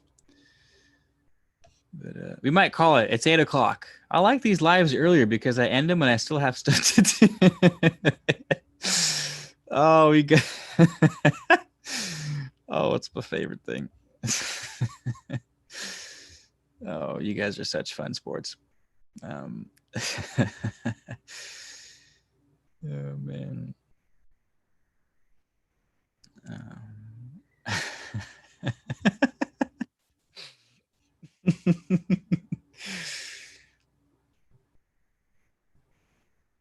Today's the day of the squirrel. Phoenix, today's the day of the squirrel. It's joke day. That's been the joke of the night. Is it's everyone's birthday. We're just trying to catch people off guard. If they're late to the party, then we can still pull the joke on them. I felt like the conversation was getting a little heavy, so I had to throw some jokes out there. It's a fail safe. It's an Aries fail safe. Just when things get weird or heavy, just start cracking jokes. No one will know the difference. Oh my God, it's my divorce day though. See what up? There you go. It's your birthday. It's your second birthday or third birthday. I don't know how many divorces you've had or Kundalini awakenings or whatever else people are considering second birthdays. Uh, well, there already are second birthdays. I guess that's when you turn two. You know what I mean. You guys know what I mean. Happy divorce day. Wait, Brandy Sherpa. I don't know if we can. Wait. Yeah, happy. Show's getting out of hand. Do you guys have anything else to say before we take off? Anything of vital importance?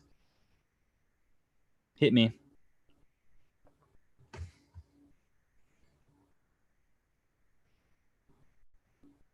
Damn, Leak Project is launching a premiere right now called Gilgamesh Resurrection Chamber Found? Question mark.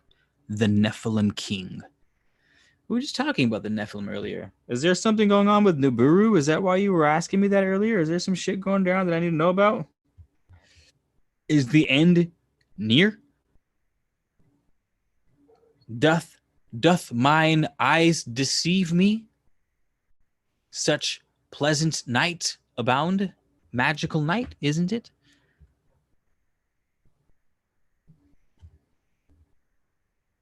Oh man, Norma Fig. I don't think I've ever seen her name before. I love your last name though. I love figs. Man, there's nothing like a purple fig right off the tree. Oh my god, it's one of the tastiest things anyone can ever eat. Period. Is a fresh ass fig off the tree. I hope your Dachshund is good. I'm sorry to hear about the pups. Hopefully you have doggy insurance because those vets, man, they don't fuck around. But yes, I did. Well played, Brandy. Sherpa. Well played. Ow. I was wondering what I missed.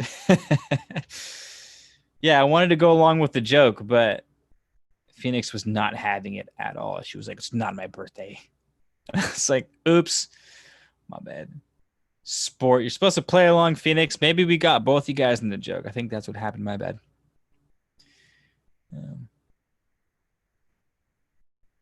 Magical night of music and poetry and squirrel magic. You know, it's funny. I've never said the word squirrel the same since I saw Charlie in the Chocolate Factory, which we were just talking about. Because now has a little snooty girl. She goes, "Mommy, I want a squirrel." I've never said squirrel the same way since. I'm like, oh, I like how she did the whoa part, like the squirrel. Mommy, I want a squirrel. So I've never said it the same since. So yeah, we've had a magical night of music, poetry, squirrel magic, and it has been a magical one, hasn't it? Mystical Monday. Hey, Mystical Monday, are you mystical on the other days of the week or just on Mondays? Or are you exceptionally mystical on Mondays? Or are you just whole other entities of existence on the other days of the week? Like, oh, days you're mad, like tainted Tuesdays and you do shadow work, and maybe whimsical Wednesdays when you just sort of kind of want to lollygag through the forest listening to fairy music and talking to nature spirits and things like that. I get the vibe you're a Arcturian starseed. What makes me an Arcturian starseed? Because yes, 100% I am. I've got the coolest Arcturian story. Should be ended on my Arcturian story. I've told it 1,000 times, but since she brought it up, I definitely should. Oddest Sea. Oh man, for a second there, I thought your name was Sea Otter, but it's Oddest Sea. Oh, like Odyssey. Oh, well played, good sir or ma'am, or person. That's cool. Hot dog. Let's talk about hot dogs. Thanks, brother. Appreciate it. Thanks, Odyssey. Thank you. Oh man. That is quite. I'm screenshotting that comment, Hessa. I'm screenshotting it because that just made my evening.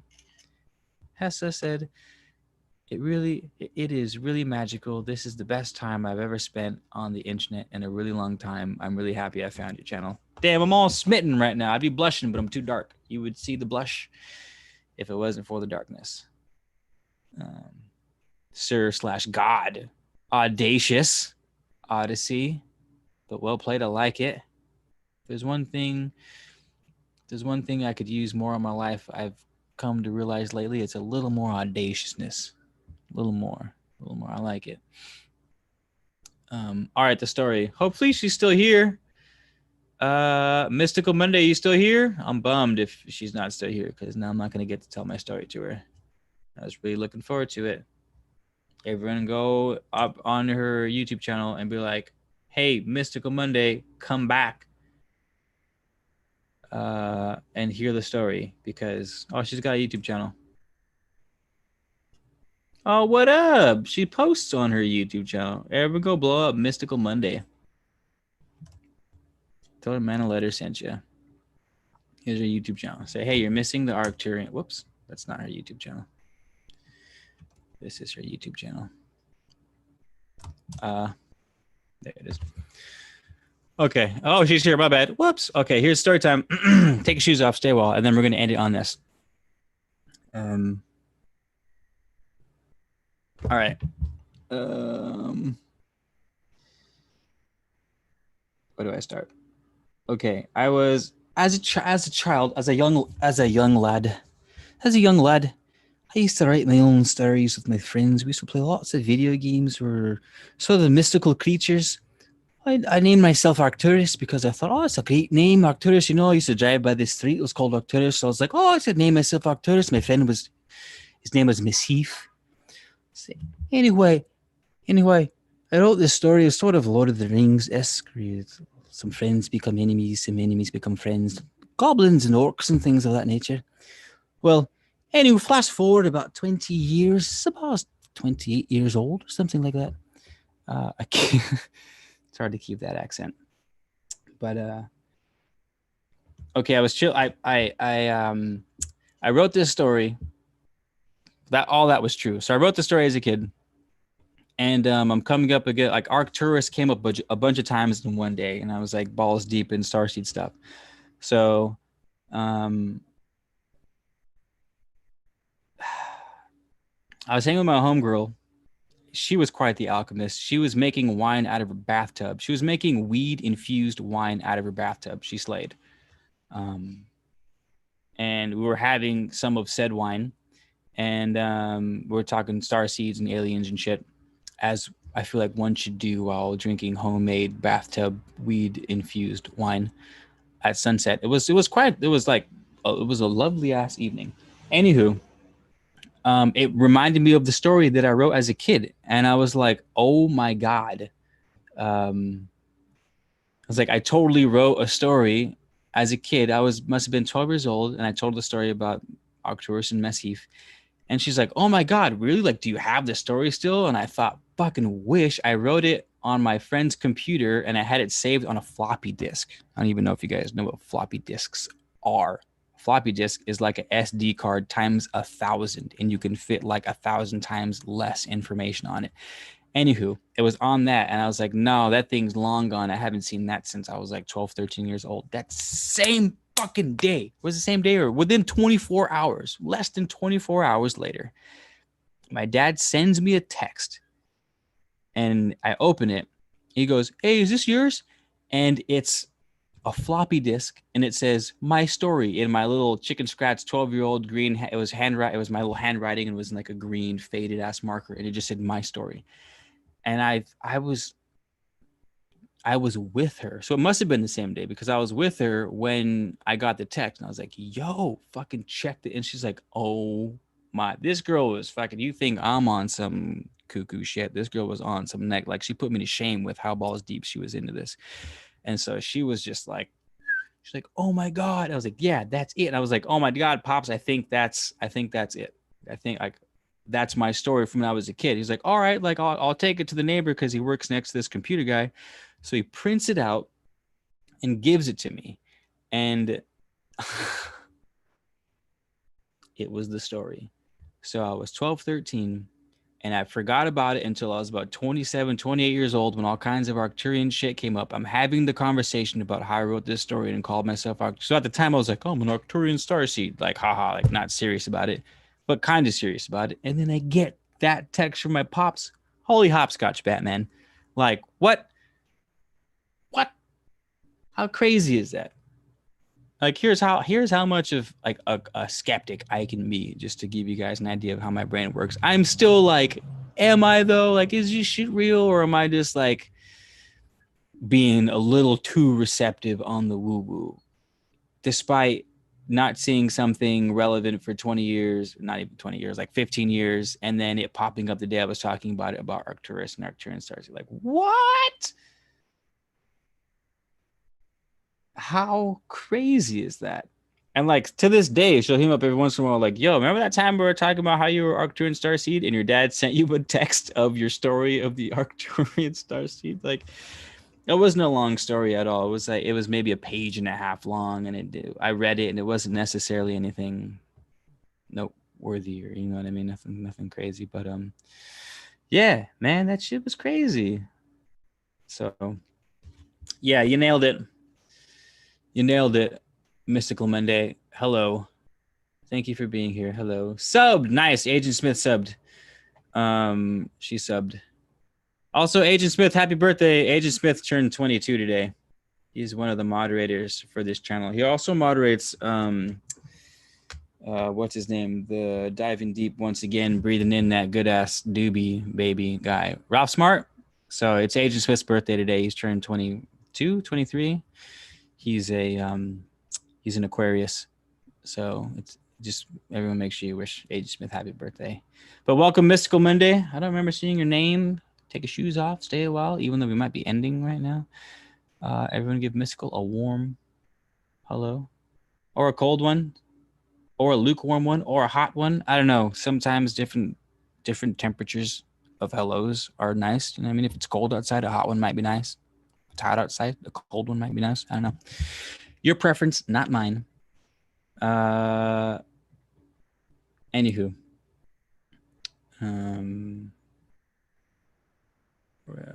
Where can I buy it? I don't know if she's selling it. I'll hit her up. I haven't talked to her in a long time. At least not about her weed wine in a long time. She actually moved. I think she's living on the East Coast or something. She moved with her boo out there. Or she met a boo out there. I don't know. I can't remember. Yeah, floppy disk is old as hell, Jogon. MS.D drive floppy disk. D drive. Get it? I'll stop. All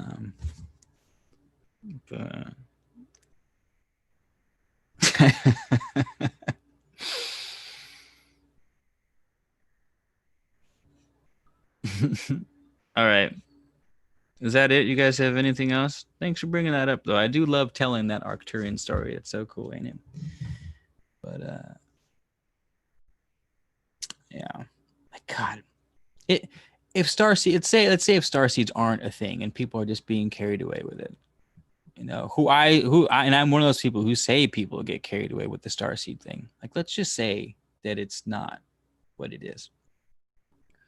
That would be the biggest universal joke for me to have that conversation. Like, what are the odds? How many years later that it lands on the same exact, within 24 hours of the conversation, the disc that I hadn't seen since then to just pop up. Oh my goodness. Like, what? The odds of that have to be astronomical. I'm a little upset with myself that I don't believe in it more than I do after something like that. I feel like I'm a little too logical sometimes. And anywho, makes me happy. Gives me the warm and fuzzies. It does. Gives me the warm and fuzzies. Yeah, I'll connect with her. I'll hit her up. It's been a while.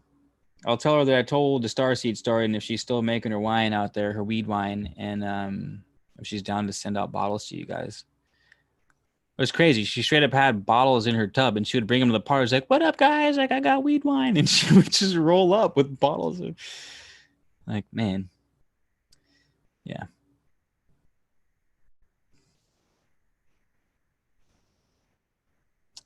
Palladian.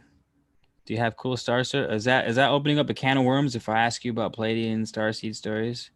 Or maybe we can just bring you on the channel. I was gonna bring someone on the channel tonight.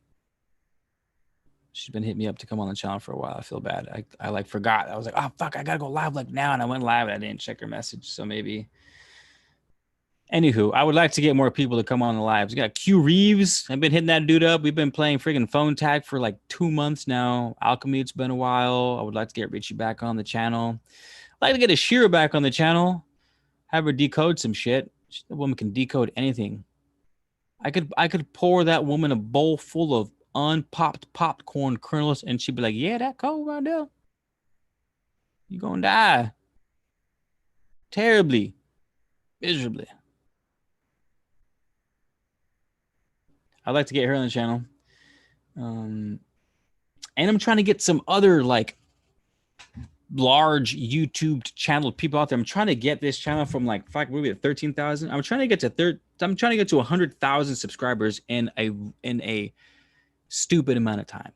I'm talking like a matter of months. So I need to like connect with someone, or I need to go viral with a video. I gotta sacrifice some chickens or some shit. I don't know what I gotta do, but I'm trying to get big. So I would like to get some other large people. So if you guys have plugs, or you know other like substantial YouTubers that I might vibe with, that you're homies with, be like, hey, I got this homie. His name's Keith, man, letters, dope as fuck. You should go on his channel, or vice versa. You guys can make something happen. Do you need someone to act as secretary? I know someone. If you want to, Agent Smith. If you want to, that'd be wonderful. Oh wait, I'm way off on my comments. Am I off on my comments? What's going on right now?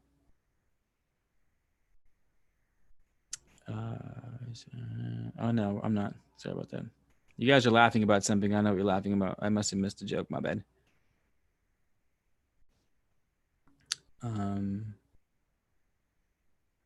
Theodian. Oh man. Nice. Welcome, Theodian. How long have you been here? Can we play a joke on you? How long have you been in the room, Theodian? How long have you been in here? I'm only asking how long you've been in here because we all saying happy birthday to Odyssey. It was his birthday. I think he said he turned 29, and his birthday's today actually.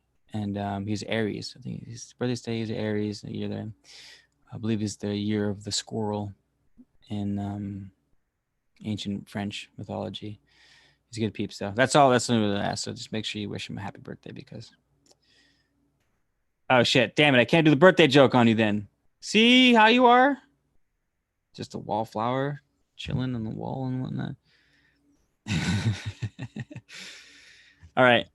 I forgot what I was getting at. Oh yeah, Mystical Monday. Yeah. So if you want to come on live, we'll be vice versa. We'll see if we can get your channel growing. And I think Drogon, I don't know if you have your channel going, but we can get your channel growing too. Everyone go subscribe to Joe. Actually, I might have shared yours already, Drogon. If I haven't, my bad. Whoa. Fightful Cipher, Ankh Creole, Biracial Witch. Wow. That's quite the name. Phylith Cipher. Phylith Cipher, Ankh. How do you know you're a star seed? I feel like one of the star seeds. What I'm starting to pick up for the people I've shared my story, and then other people are like, yo, I've got a similar story. Not similar, but and also like one in a million story. There's got to be some sort of, I normally don't push people towards these fucking catchy ass, snake oil, trifling ass online test things, but just go find it online. What star seed am I? Give yourself because they tend to be more or less relevant. You can do that, but I don't think really until you have sort of like a really weird occurrence that's really not explained by logics like the one I had. Like my experience could be explained if you believe that a 1 in like billion. I would say that what happened to me was I had better chances of winning the lottery than what happened to me. Like I can't wrap my head around how that worked out. So like that would be the best way. But as far as that, I mean, how about this? Do you burn the oregano? Do you partake in the oregano? Whatever your sort of introspective ritual is, do that. Look up at the sky and just see what you do. Go for a walk and find constellations. See which one sticks out to you. See which one shines a little, twinkles a little different than the rest of them. And pull out a little star map. Download the little app on your phone and pull up the star constellation and see what it is and see what it's related to. And does it make sense? Does it feel right? Do you feel called to that? And then look that up. Does that sound like it resonates with you? Like, and don't try to force yourself into a mold, because a lot of people are stoked to be like, oh, I'm a Pleiadian, I'm an Arcturian, or like I'm from the Boots constellation, or I'm a Syrian. Like, don't sort of fit yourself into the mold of a certain star group just because it sounds cool. You know what I mean? Or there's a lot of YouTube videos on it or something like that. Because if it's a thing that star seeds are a thing, there's a lot of them. And there's a lot of variations of them. So take your time, be active, but also be passive. Write it down. But as much as you can involve yourself in the process, what you put in, you're going to get out. So write it down. Ask to be, if you're a dreamer, write it down before you sleep. I would like to dream about this. Give me a sign. Be adamant. Be daily about it. This sort of intuitive stuff takes work, man. Intuitive is not all passive. Most people think like, oh, you just gotta stand back and let it happen. It's sometimes, but it's both. You need to be both engaged and disengaged. You have to sort of set the parameter of what you want and then step back from it. You know what I mean? Like, state what it is that you want and how you're going to get it, and then sort of, or maybe not even how you're going to get it, but state what you want and clearly define it as you can, and involve as much emotion and positive affirmation as you can, and then sort of step back from it, and then wait for the signs. The idea is, yes, to flow like water, but you also want to carve your own channel, right? So you want to carve your own lazy river first, and then you want to let the water flow through it, so that we're accessing both the masculine and feminine as we're sort of, you know what I mean, fumbling through space time, if you will. Oh, damn, Theodian, I didn't see you did a super chat. Thanks, brother. Appreciate that. I really appreciate that. Nine's wild. I like it. Thank you. Thank you so much. So yeah, that would be my tip. But I was just shooting from the hip on that.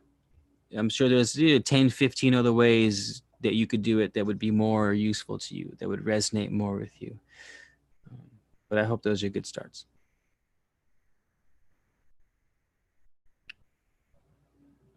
Maybe you could start teaching bite-sized beginner occult classes. Bro, what do you think I've been doing this whole goddamn time? If you, sorry, I came in hot. What up, Tony? My bad. I didn't mean to come in hot in it. That's literally what I've been doing for 2 years. It's been teaching little bite-sized I mean, maybe not this one because it's magical night, isn't it? And we're sort of freestyling. But I have the ultimate beginner class for free. It's on my YouTube channel. I'll give it to you guys right now. I thought you guys would have known about it. Let me pull up my YouTube channel and see where it is. It's my Hermetic series. Okay, here we go. Hermetic Teachings 2018. Damn, it's been 2 years. Okay, so here's the link. Literally everything I talk about, period, is all that. This is all that. This is all that. So that link right here is, if you guys want to know 99% of what I know as far as the occult is concerned, maybe not 99%. If you want to know like 90% of what I know and be practically up to speed with everything I'm talking about, watch that series. I also have a book called 7 Pillars on Amazon. I'll plug you if Agent Smith doesn't beat me to it. 7 Pillars. Keith Garcia. Here we go. Oh, I got 22 ratings on the book now. Hell yeah.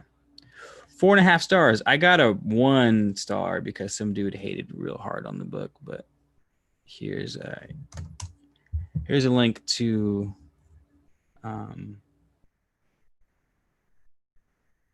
oh, I beat you, Agent Smith. I beat you because I am the one. I am Neo. So what he's saying? I could dodge bullets? No, Neo. I'm saying that when you're ready, you won't have to. Oh man, we gotta have a movie night. You guys coming over for movie night? We're watching The Matrix. We're burning some oregano, and we're watching The Matrix. Yeah. Okay. I'm old as well, and I'm an Aries. Aries squad, what up? Okay, you guys, I'm dipping. Oh man, questions? Fuck. Question: what is your practice of witchcraft and cult? Your practice and who are your deities? Ooh, I don't have official deities. I don't practice. I don't quote unquote practice spirituality as far as deities go. My closest one would be Thoth, if I were to pick one. And that's only because I studied the hell out of the Emerald Tablets and like was actually doing some stuff to tap into the energies of Thoth. However, I'm more about the plants, man. I'm more about the plants. Like, you'll catch me like a practice, all I do is write something down, and bury it inside of a planting pot and plant a seed inside of it. And so the wish will sort of disintegrate in the pot with the plant, and the plant will sort of represent the growth of said wish. Like that's more of what I'm into. Yeah. Me gustas las plantas muchos. I do like the plants a lot. You heard it here. Moving down to Keith's place. What up? Does anyone else see a blue flame at night when they close their eyes? No, definitely not Odyssey. You gotta stop burning that midnight tree, though. Earth magic. There you go. That's what I was looking for. I'm a little more on the earth magic than the deity magic side of things. I haven't settled into one. I don't know. I like the Norse pantheon. I like the Greek pantheon. I like the Egyptian pantheon. I like the shamanic. The shamanics are a little more earth magic. They're right. They're more about the tree spirits and shit. I like the idea of the gnomes. I love the idea of gnomes and tree nymphs and things like that. I might just like the word nymph. That's probably more what it is. Tree nymph sounds kind of sexy too. Speaking of which, I think I have a tree nymph tattooed on my side now that I think about it. Technically, I have a tattoo on my side, and it's a tree, but it's the trunk is a woman, a naked woman, and like her legs turn into the tree trunk and roots that kind of go out. So I might have subconsciously tattooed a tree nymph on my side. But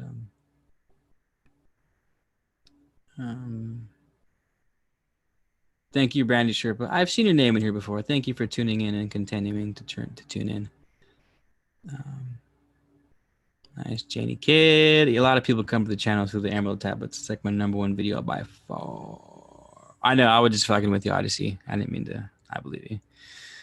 Figured out. I don't know what the blue light is, but only you can prevent forest fires. So with that note, bring those questions back next time. Flylith Cyfrank. I like your questions, but I'm getting tired and hungry. So I'm about to dip. Thank you guys for being here. Odyssey, Drogon, Agent Smith, Branch Sherpa, Lady Fire Poetry. Thank you for the donations, Lady of Fire Poetry. And Theodian, one of my favorite names of all time. Who else we got? Kelsey, I missed you. Hello, it's a beautiful night, isn't it? Thank you, Kelsey. Drogon, Jenny, Tony. Did I say hi to you, Tony? Hello, Tony. All you guys are Mystical Monday. All you, thank you guys. Thank you. All right. Yeah. I'll talk to you guys soon. All right. Maybe we'll all go hop over to Shear's channel. Purrs on the background. But until next time, without further ado, good night.